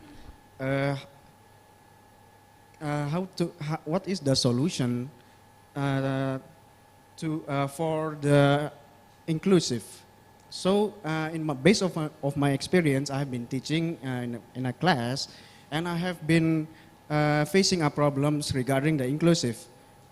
So the problem is this inclusive or the special students have limits, but also he have a strong motivation in learning. Now, according to your opinions, what can you give us some tips regarding what should the teachers do regarding this one? Thank you for the time. Okay, thanks a lot for your questions. Yeah, about inclusive students, I think today there is a kind of policy that we have to include, we have to embrace all kind of students. So there is called inclusive education. My question now, what grade or what level of education do you teach, Mas? Is high school or junior or senior high schools? Senior high school. Senior high school. Can he read English well? Actually, yes. Yes. But the limit is regarding the speaking, sir, over here. Okay. Yeah. So the practical. Okay. All right. Yeah. First of all, again, that extensive reading can accommodate all level of student proficiency level. Even student with low proficiency, they can join this program because they choose their own material in their own linguistic competence or within their linguistic competence. If they think the text is too difficult, they can stop and find the easier one, up to level 1, the very easy text. Yeah. So again, when your student understand the easy one, he will have better confidence in reading, and he will move to higher levels, to level 2 and so on. So in this program, Mas, what is your name again? Sorry. My name is Hanif. Hanif. Mas Hanif, you can provide, because there is no, maybe it's too expensive graded readers, you can give some internet access to them, and then please ask them what material they like, what topic they like. For example, this kind of student like, for example, sport, just if they cannot download or they cannot access the topic on sport, please help them out. The teacher function or serve as facilitator. Yeah, the teacher facilitate the students. Yeah, if the student get difficulty in finding out the materials, you can help them out. For example, by giving access. Oh, this is the link, the topic on sport, for example. There are so many types. Choose your favorite one. Yeah, okay. And then the post activities. Your student have a problem in speech. Yeah, is that right? Yeah, the limitless in speaking. Jadi mohon izin bahasa Indonesia. Okay, Pak. go ahead. Jadi seperti ini Pak kronologinya.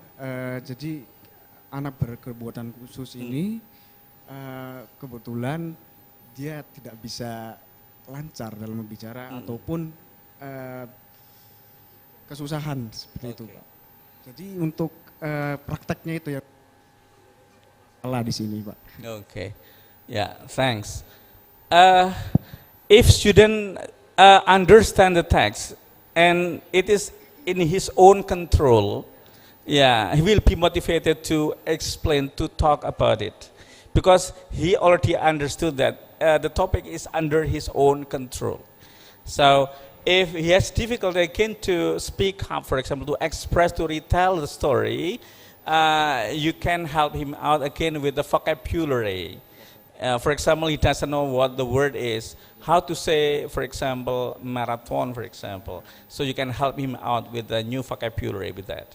So again, that the teacher should be patiently helping the inclusive student.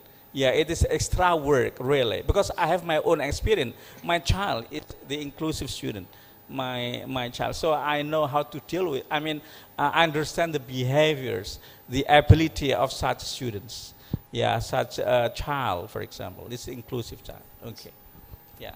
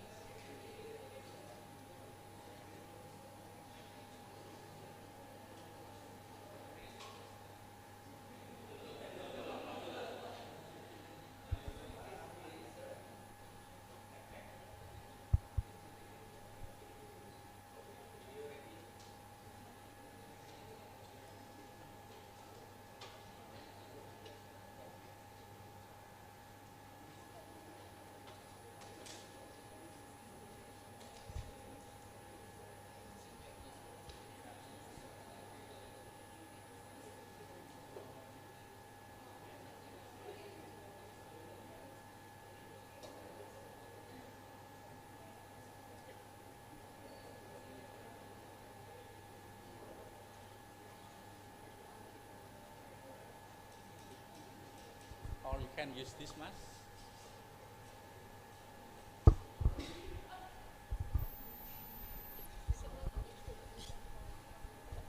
Okay, Bismillahirrahmanirrahim. Assalamualaikum warahmatullahi wabarakatuh.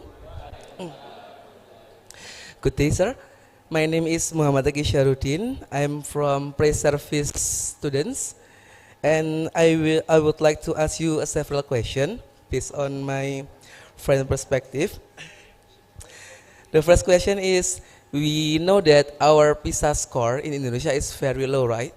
And based on your research, how to build reading culture in children using extensive reading, sir? Because in reading culture is not built when we like in the junior high school or senior high school. We build it like when they at young age, like that, sir. And now the second question will be, would you mind giving us insight on how to boost motivation for students in general to read more, sir? And now the third question will be, it's like from my problem when I teach in eighth grade junior high school, my student they really like reading, but if the reading is to study in the class, the motivation is low, sir. But if they read novel like in thick novel, they finish it like in 1 week or 3 days, sir. Would you mind to giving me a solution about that, sir? Thank you so much.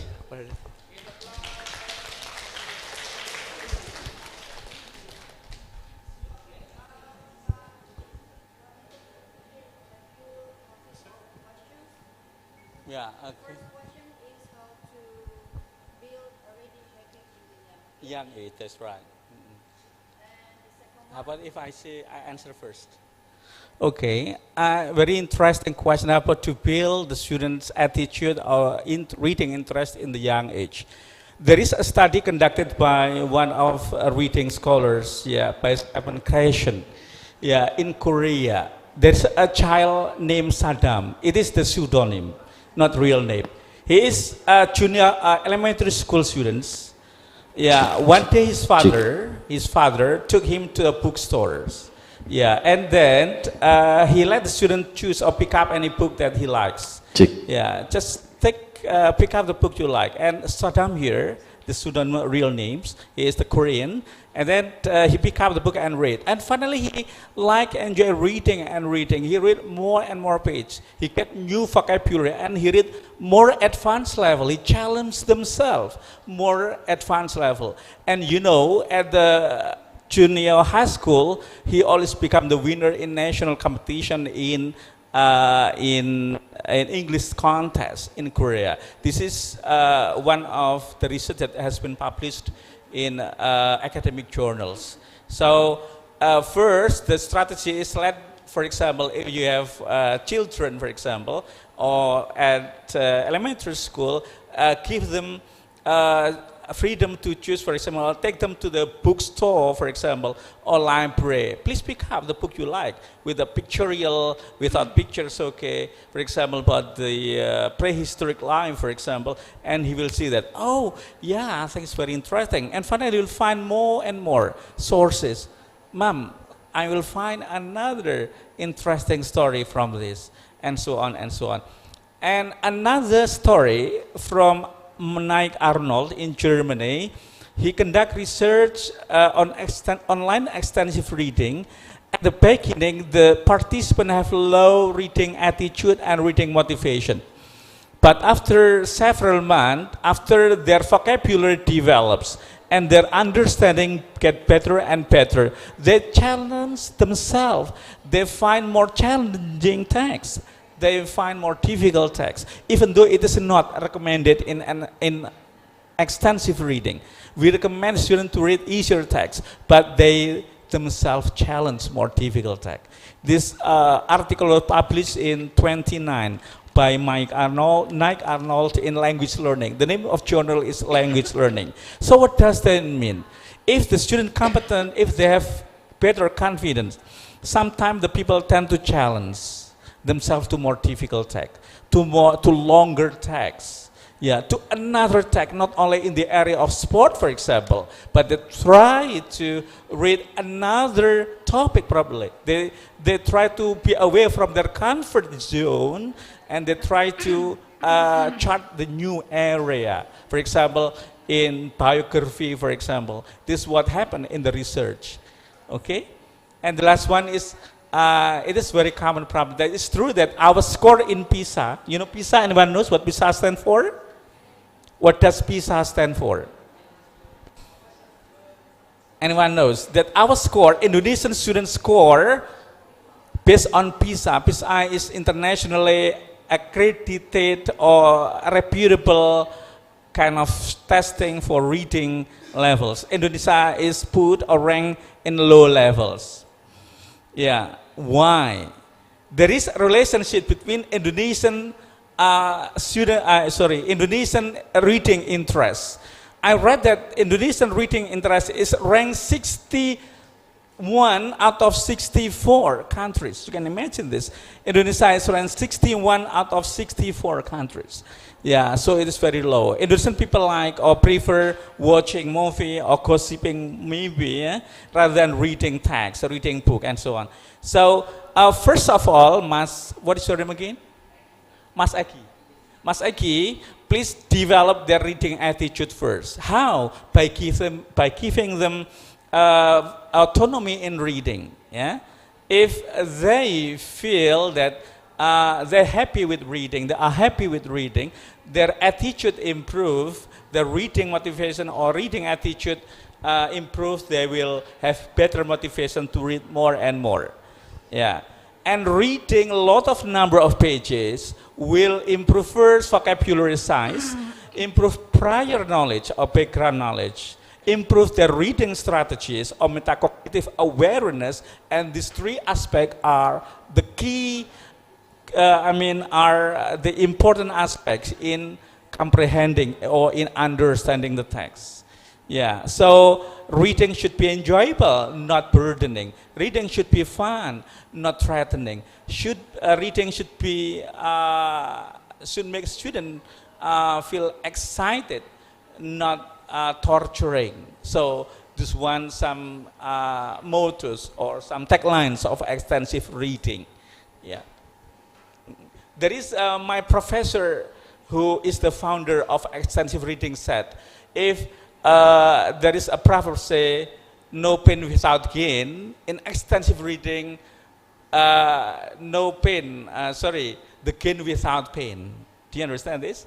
So having fun while understanding, while training themselves, the metacognitive awareness, reading strategies, vocabulary size, and also prior knowledge, which are all crucial or pivotal in comprehending the text. Yeah. Okay, thank you so much for the questions, and also thank you for Dr. Zulfikri for the answers. Okay, we back to the online meeting.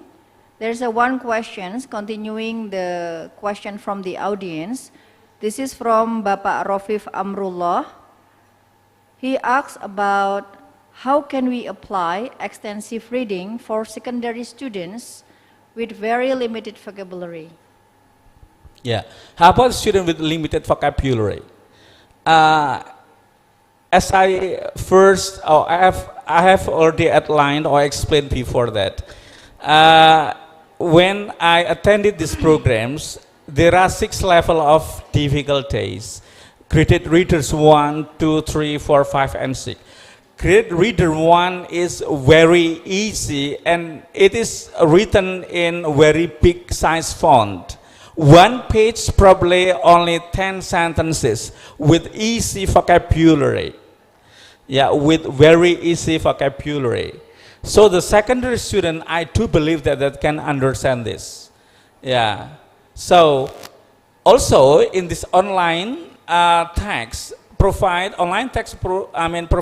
a variety of different levels of language difficulty in terms of vocabulary difficulties, grammatical levels, for example, and so on. So actually, this kind of extensive reading can be carried out in almost every level of education. Secondary is possible as long as they can read English. If the student get difficulty again to find out the easy text, maybe they can find online. Yeah, they can download the graded readers, which are categorized in graded reader 1, which is very easy in terms of vocabulary, knowledge, which are, easy to understand by even low achieving students, by low levels of education levels like secondary schools. Yeah. So, who is that? Who is the questioner? Pak Rofif. Pak Rofif, I think I recommend you to find out to download or to search on, online resources, because today there are so many platforms. There are so many platforms of extensive reading which provide different levels of reading difficulties. And Pak Rofif can select any platforms, the platform that provides the reading text which are relevant to student linguistic competence. Yeah. So that is my suggestion. Yeah. Pak Rofif, there are more than 5 extensive reading platform you can choose from for your own student, and you can select the material based on their levels of difficulty. Levels of competence and the level of difficulty of the text. Yeah. Okay. Okay. Thank you so much for your answers, Dr. Zulfikri. Continuing the questions from Pak Rofif talking about the limited vocabularies of their students, how we can elaborate on strategies teachers can use to help students improve their digital literacy in the context of extensive reading by using internet. Digital literacy. Yes. Yeah. Okay. As I earlier mentioned that many studies mention the importance of digital literacy. Yeah. Digital literacy is a process. We cannot learn instantly, one day or one night. So that's why I recommend the curriculum developers to integrate the online platforms in extensive reading or online extensive reading, while at the same time promoting the student digital literacy. Sometimes I think many students still cannot give underlined, yeah, or pick up some important note. These are the type of digital literacy. Even sometimes when I try to give color to mark the special important part of the text, sometimes I get difficulty. But I try to ask my friend who is more digitally literate, how to mark the important part. For example, how to give color. This is the most important section of this story, of this passage, for example. So I have to give kind of special mark or marking special or the important sections. So there is kind of a social scaffolding. Do you know social scaffolding? Yeah, teacher is the function of teacher is a social scaffolder. Yeah, he has to scaffold the students' incapability in certain areas. For example, when the student read the text and he doesn't know, sure how to underline this important section. So the teacher should be able to scaffold the student problem here. Yeah. So this is a process of being digitally literate. Bu Nusa, I think who is Pak Rofif? Pak Rofif. Okay, you can scaffold, you can help, or you can ask the other more literate participant or student to help him out with the problems. Yeah, in terms of digital literacy. Yeah, how to download this. At the first time, truly speaking, when I read the digital text, when I browse some important journals, I cannot download this. And I try to search, to practice day by day, and alhamdulillah, I can download, I can move to another type of format, for example, and so on and so on. This is type of digital literacy. Sometimes students with poor digital literacy, they are reluctant. They do not enjoy reading digitally.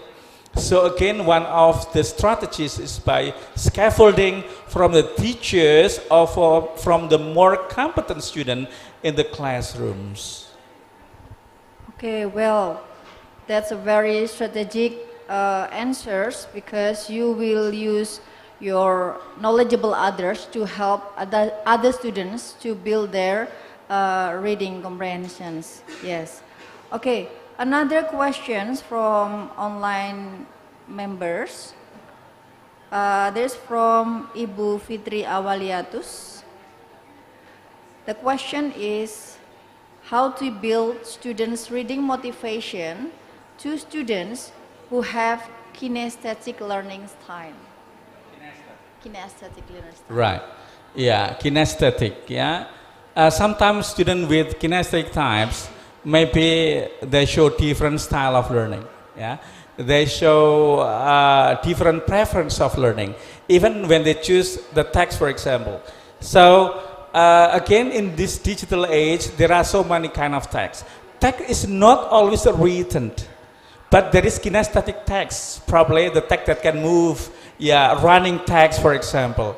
So even for the blind people, they can use Braille. Yeah, even Holy Quran today, we can read for the blind people, can use a Braille alphabet. Yeah, so the what we call online architects, online material developer has already thought about the types of learners, whether they belong to kinesthetic, they belong to what we call visual people. Yeah, for visual people, for example, or visual learners, they can choose any text which is provided with some which are visualized online. There are so huge text there. There are so many. Yeah, so it is a matter of how hard we facilitate the student interest, how we fulfill the student interest in reading. Yeah, so the types of various type of text today we can get from online, which help the learners with the different, with individual differences. For example, again, visual, audio visual person, and so on. So don't worry, Bu Fitri. Yeah, you can help them out by selecting more text which is directly oriented to kinesthetic students. Yeah? Maybe with more moving text or running text, for example, they can select. Yeah, okay. Okay, thank you for the answers, Dr. Zulfikri, and also thank you for Ibu Fitri for asking the questions. Okay, any other questions from the audience in the room? Okay, okay, the ladies in the first row.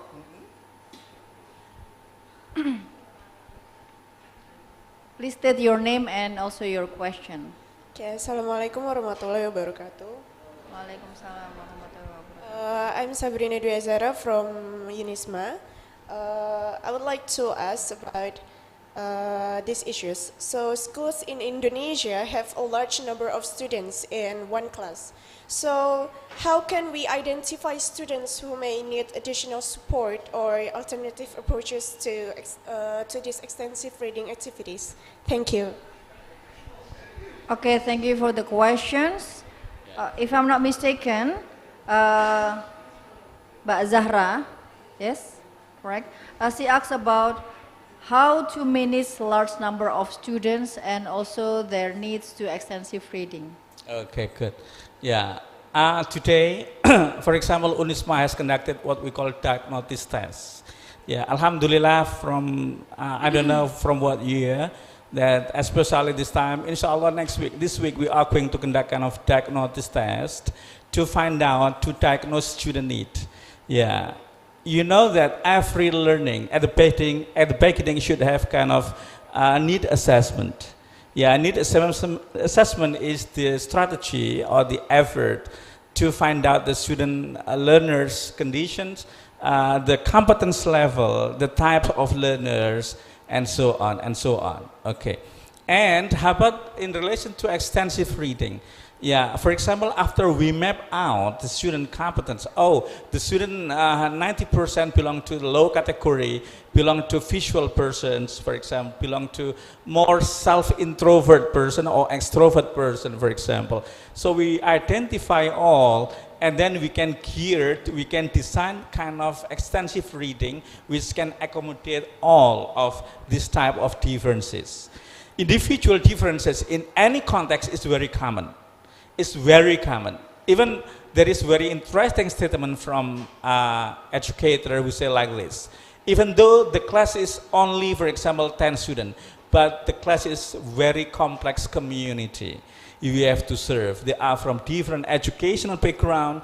They are different from in terms of psychological background, economical background that can affect the learning type, learning preferences, and so on.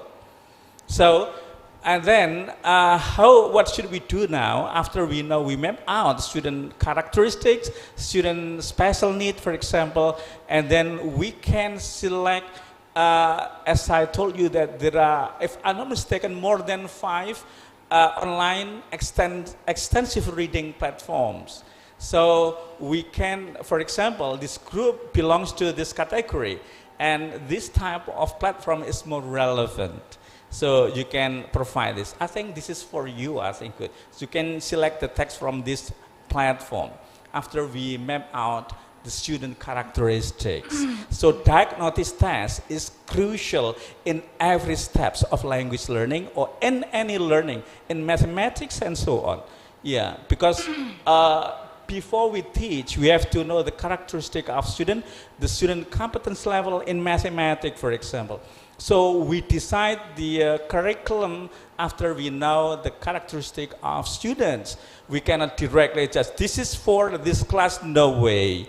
But there must be kind of need assessment first, and then we can, after mapping out, so we can try to fulfill their need by giving more choices in materials. That's why there is a term individualized learning to accommodate individual differences. Okay, so please choose, in extensive reading, you can choose any platform that is relevant to their need. Don't worry, there are so many, yeah?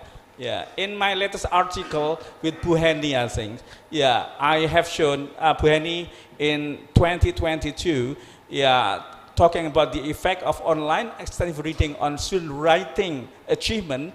In the introduction section, we have shown some platforms of online extensive reading. You can download it for free, and you can provide to your students to choose from with their own interest, within their linguistic competence, so that they can enjoy the text individually. They can satisfy their own curiosity in choosing or in determining, in deciding which text to choose from, which text to read, and which text to understand based on their competence level, characteristic of individual, and so on. Okay. Okay, thank you for your answers, Dr. Zulfikri. There is a statement here. It is clear that while digital resources offer great potential, there is still much to navigate in terms of technology, comprehensions, and teaching methods. What do you think about this? Okay, thanks a lot. Yeah, about technology and teaching method, right? Yeah, I think it is also big issue. Last week, for example, yesterday, Pak Budi, for example, and also Mr. Philip Toy talk about AI and also technology, integrating technology in the classrooms. Yeah, again, the existing technology or the technology that emerge in our life that can help us in educational processes, in learning processes, should be adapted to, or we have to adapt to the teaching method with the existing curriculum, with existing technology. For example, yeah, there is ChatGPT. Anyone use ChatGPT in these classrooms? Do you know ChatGPT, or even you use already this ChatGPT? use already, yeah? Okay, this make me confused with my student. Sometimes, oh, my student can work so exciting, I mean, so excellently. I don't know whether he works with ChatGPT or not, yeah? Okay, yesterday he scored only 70, suddenly he can score 95 in only 1 week, for example. So it my big curiosity about the development of their cognition, that it is true that cognition, I mean technology can enhance so drastical changes in human cognition. I think actually it's illogical. So learning is a process. Even technology itself should be geared to the process, not to a product. Remember, this is one important thing about using technology in our life. Yeah, we can see the student writing. Oh, your writing today is excellent, without grammatical errors, without diction errors, and so on. But how do you learn this? There must be a process. So the accountability or responsibility of student should be investigated. So learning is not product-based, but oriented to a process-based. Yeah, we can use technology, of course, is good, but how we cater the process of learning itself. Yeah, the process, yeah, so process-based is crucial in the development of technology. If you just rely on the product, you will be misled by the student works. As I told you, suddenly the student work is excellent. Yeah, in diagnostic, he scored 50. Suddenly, after 1 week before even treatment of teaching and learning process, he can write excellently. So how do you get this? How can you have such a great work in only 1 week? So cognition works in a process, not in instantly. This is a common agreement in neurologists, that all neurologists believe that to improve the student competence, there must be a long process that can be facilitated by the emergence of any technology, of any AI. It just can help, not determining the product of learners. Okay, what a fruitful discussions. Give applause to our keynote speaker, Dr. Zulfikri. I think you need some water. Okay, thank you. Okay, we are still waiting for more questions. Is there any questions? Is there any other questions in the room? Okay, because there is no questions in the room, also in the meeting chat. So I think that's all for our presentations. Thank you for Dr. Zulfikri for your enlightening presentations on the promises and challenges of online extensive reading.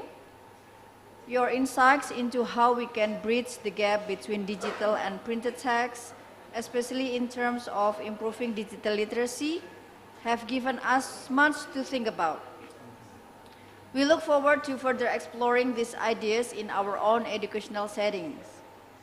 I would also like to thank for all the audience for your active participations and thoughtful questions during the Q&A. Your engagement made these sessions more even enriching. With that, we conclude the plenary sessions. Thank you once again, and I wish you all the productive of the conference. Once again, let's give us the round of applause to our keynote speaker, Dr. Zulfikri. Belasase, wa mafiq ila aqmatorik, wassalamualaikum warahmatullahi wabarakatuh.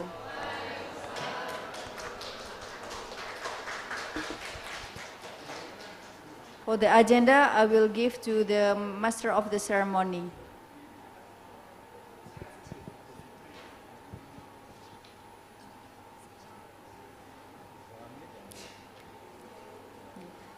Okay, thank you very much. And please kindly give the round of applause for our amazing keynote speakers. Now we are going to give the token of appreciations to our keynote speakers.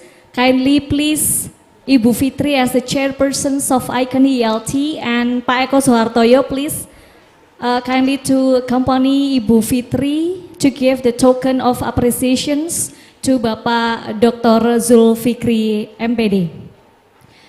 Ibu Nusa, please stay here with us. Ibu Nia, please also be with us as the Vice Dean of Academic and Cooperations Affair in FKIP Unisma. Bu Fitri, yeah, okay.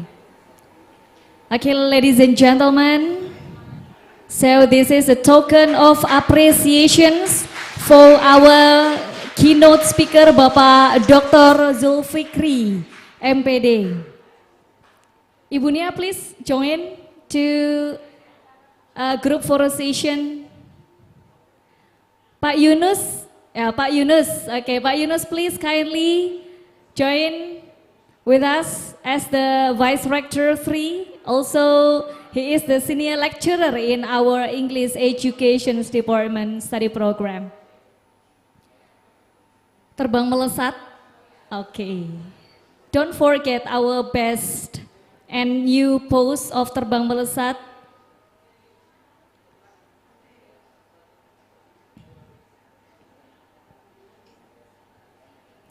Okay, well, thank you very much, and once again, please kindly give a big applause for Dr. Zulfikri for the very inspiring session for our last keynote session. Yeah.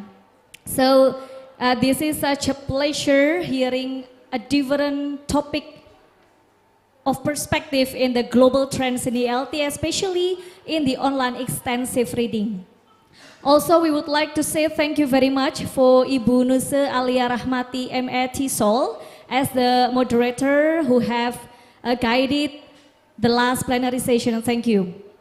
Ladies and gentlemen, Alhamdulillahirabbil alamin, we have finished the whole of main agenda of our conference within 2 days successfully, and we would like to express our gratitude for your presence and also support joining our agenda within 2 days. However, our event is not is not completely over yet, since we will soon announce the best paper for our selected articles. Of course, this moment is the moment that all presenters have been waiting for. Well, ladies and gentlemen, allow me to invite Ibu Fitri as the chairpersons of the 5th ICON-ELT to kindly announce the base paper. Time is yours.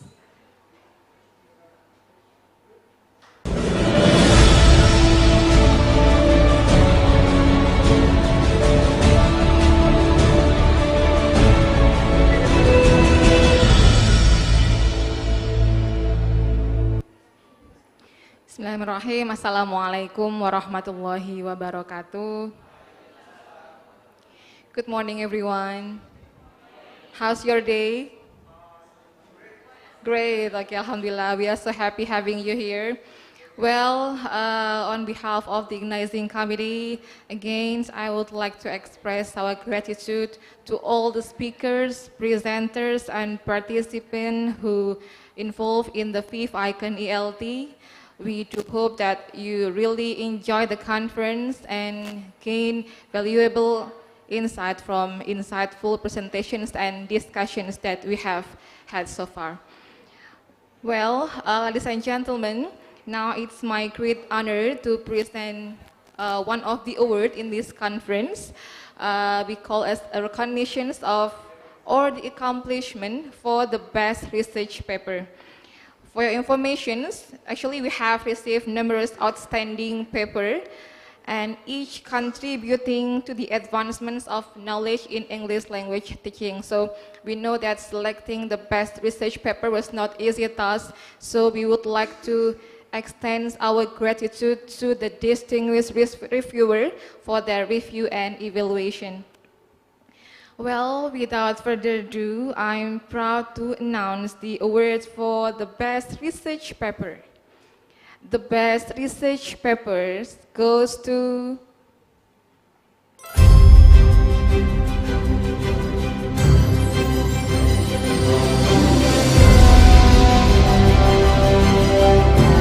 please give a round of applause for the research best paper.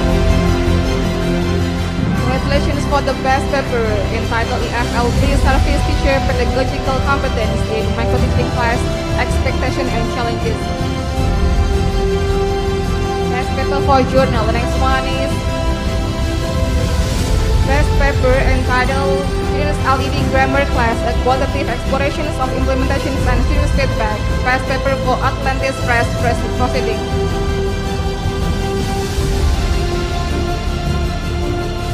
And the last one, please give applause for the best paper entitled Entrepreneurship for Language Students, a case at English Studies Department of Universitas Majung Malang, Indonesia.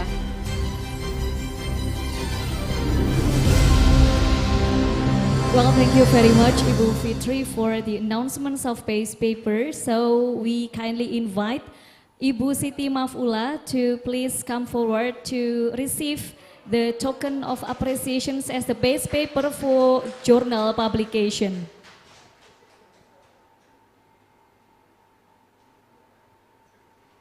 Okay, Ibu Fitri.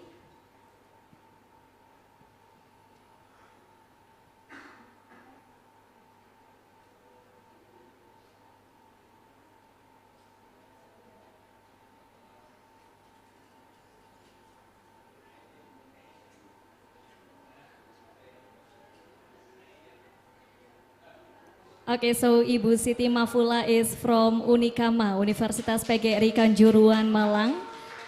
She earned the base paper for journal publication with Ibu Sheila. And then on the screen, hello Pak Patricius Jiwandono from Majung University. Thank you very much. Okay.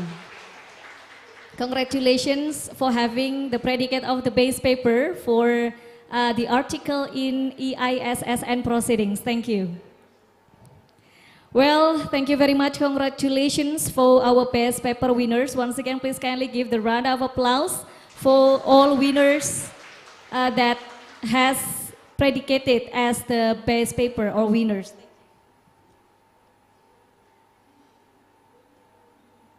Well, ladies and gentlemen, now to officially close today's plenary session, I would like to invite Bapak Eko Suhartoyo, MPD, as the head of English Education Department FKIP Universitas Islam Malang to deliver the closing remarks. Please join me in welcoming him, Bapak Eko Suhartoyo, with a big applause.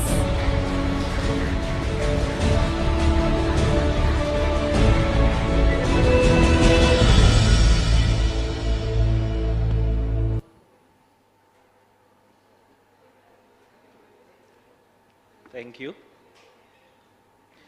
Assalamualaikum warahmatullahi wabarakatuh. Good morning, ladies and gentlemen. I am glad that you are still here today. Well, respectable Vice Rector for Students, Religious and Alumni Affairs, Dr. Haji Muhammad Yunus MPD, the Dean, Faculty of Teacher Training and Education, Dr. Hamidin MPD, Honorable, of course, the Chairperson of the 5th ICON-ELT 2024, Ibu Fitri Awaliatus Solihah MPD, respectable the keynote speaker and invited speakers of the 5th ICON-ELT 2024, as well as I would like to send my gratitude for your sharing in our conference. First, Associate Professor Andre Siroki from University of York, United Kingdom, Dr. Ummi Khairatysham from Universitas Muhammadiyah Makassar, Dr. Zulfikri MPD from Universitas Islam Malang, Mr. Philip Tau from Rilo, United States of America, Bapak Budi Waloyo PhD from Wailaki University, Thailand, and Dr. Aida Rahman from University Technology, Malaysia. And also honorable to Mr. Dodi and Ibu Mira, who always support us, and thank you for coming today. The presenters and participants online, on-site, and English language teaching students, and also the English pre-service teacher from Teacher Professional Development 2024, and of course, the excellent committee of the 5th ICON-ELT 2024, and of course, Faculty of Teacher Training and Education. Alhamdulillahirabbil alamin. All praises are to Allah Subhanahu wa Ta'ala, the most merciful, who has given us strength and blessing so that we can here together to attend the 5th International Conference on English Language Teaching 2024 with a health condition. Secondly, let's always address salawat and salam to our beloved Prophet Muhammad sallallahu alaihi wasallam, who has guided us from the darkness to the lightness with the Islamic religion.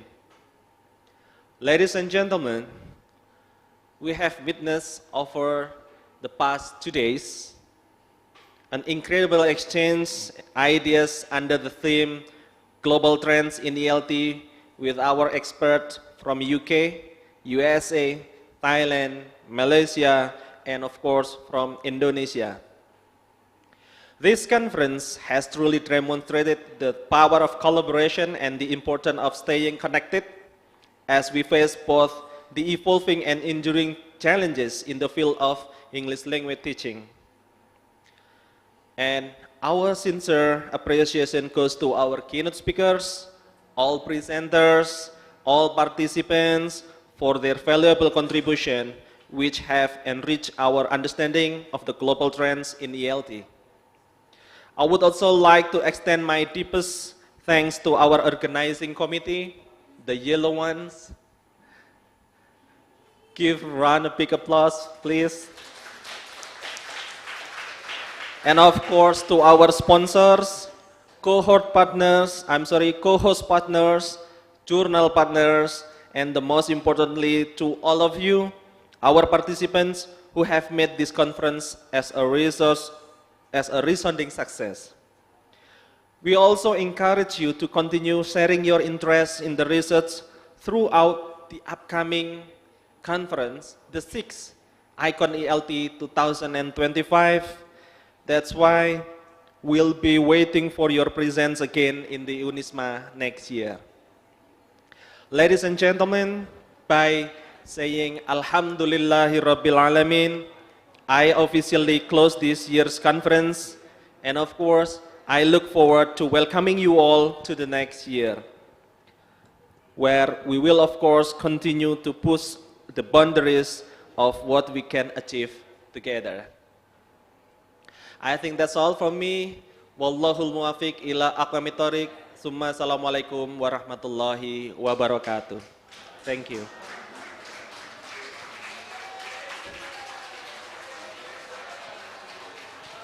Well, thank you very much, Bapak Eko Suhartoyo, to officially close the 5th ICON-ELT 2024.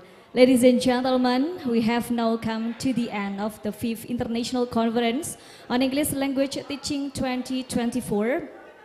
And of course, we know together that it's been an incredible academic forum that discussed many issues under our theme that global trends in ELT.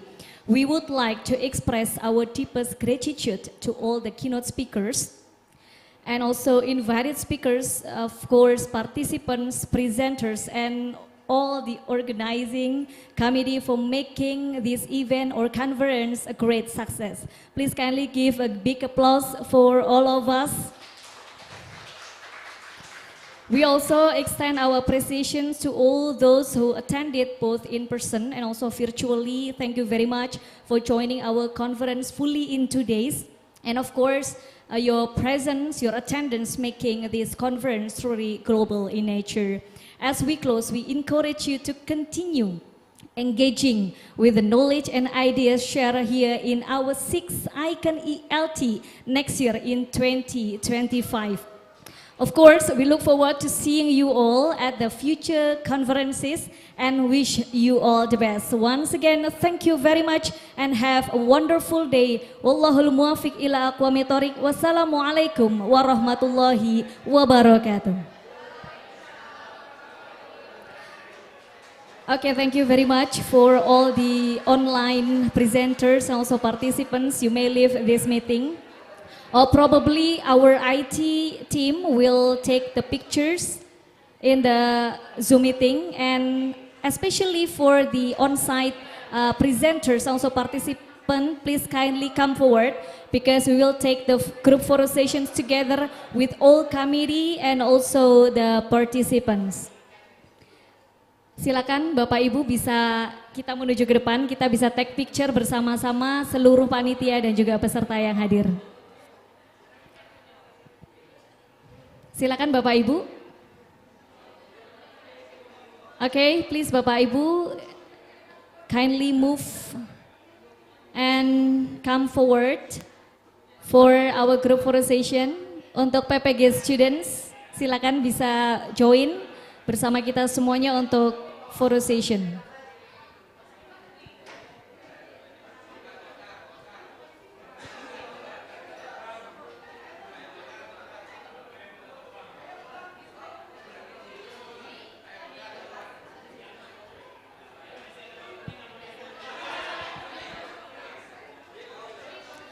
For the ICON-ELT committee, please you can take positions behind, and then the PPG students, please. Ya, silakan bisa maju teman-teman semuanya. Okay, please. Okay, we kindly invite all PPG students. Hello. Yeah, okay. And then for the supporting committee from our beloved students, ya, Mas Raka and friends, Mbak Putri, please kindly join with us for having our last group photo session.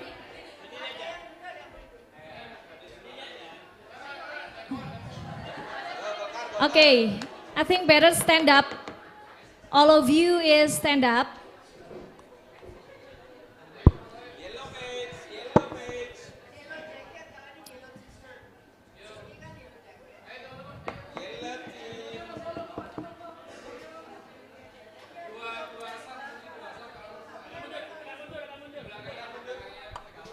Yang barisannya cepat lulus.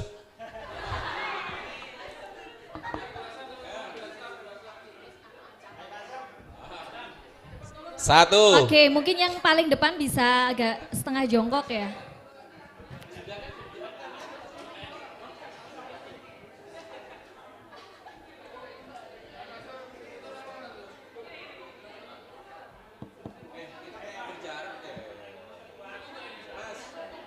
Ini ditempatin ini. Ini kita di sini aja mestinya. Kita di sini aja.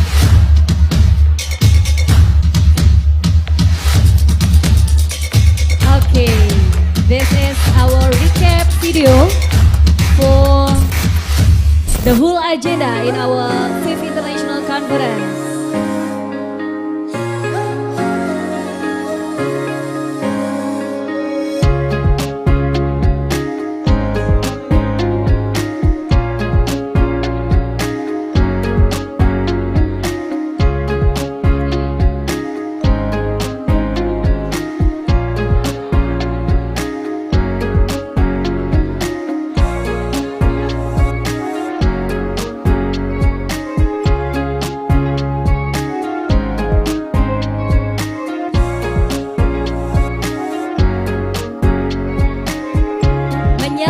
ICON-ELT-ku. Nanti itu ya.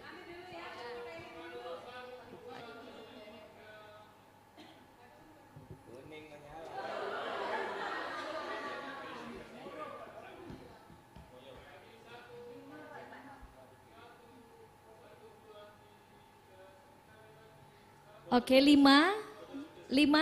silakan jari 5. Jari 5 ditunjukkan because today is our 5th ICON-ELT.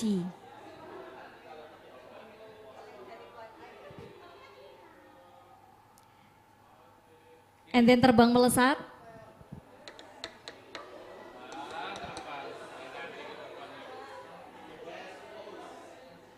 Jangan lurus ya, terbangnya agak miring ke atas.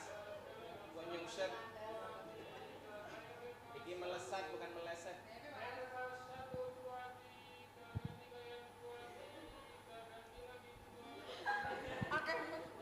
Video mungkin the last one.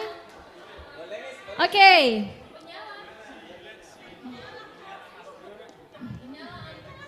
Oke. Pendidikan Bahasa Inggris. PBI FKIP Unisma menyala ICON-ELT ku gitu ya. Gitu.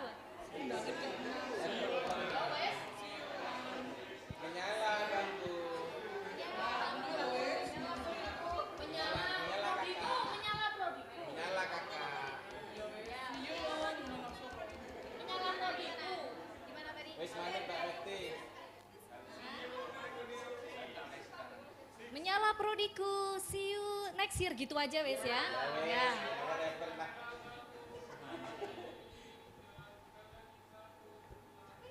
Video Mas. Oke, video ya. Oke, ICON-ELT 2024 menyala prodiku, see you next year gitu aja. ICON-ELT belum.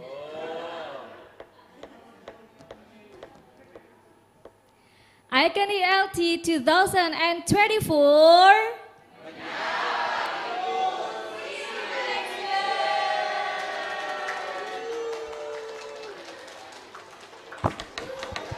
Wow, thank you.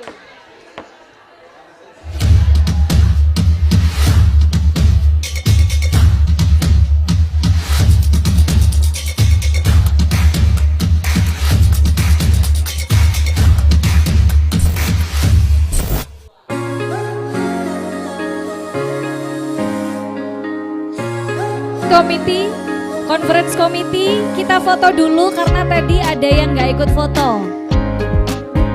Panitia, kita bikin TikTok. Bapak Ibu silakan panitia, boleh berkumpul di depan.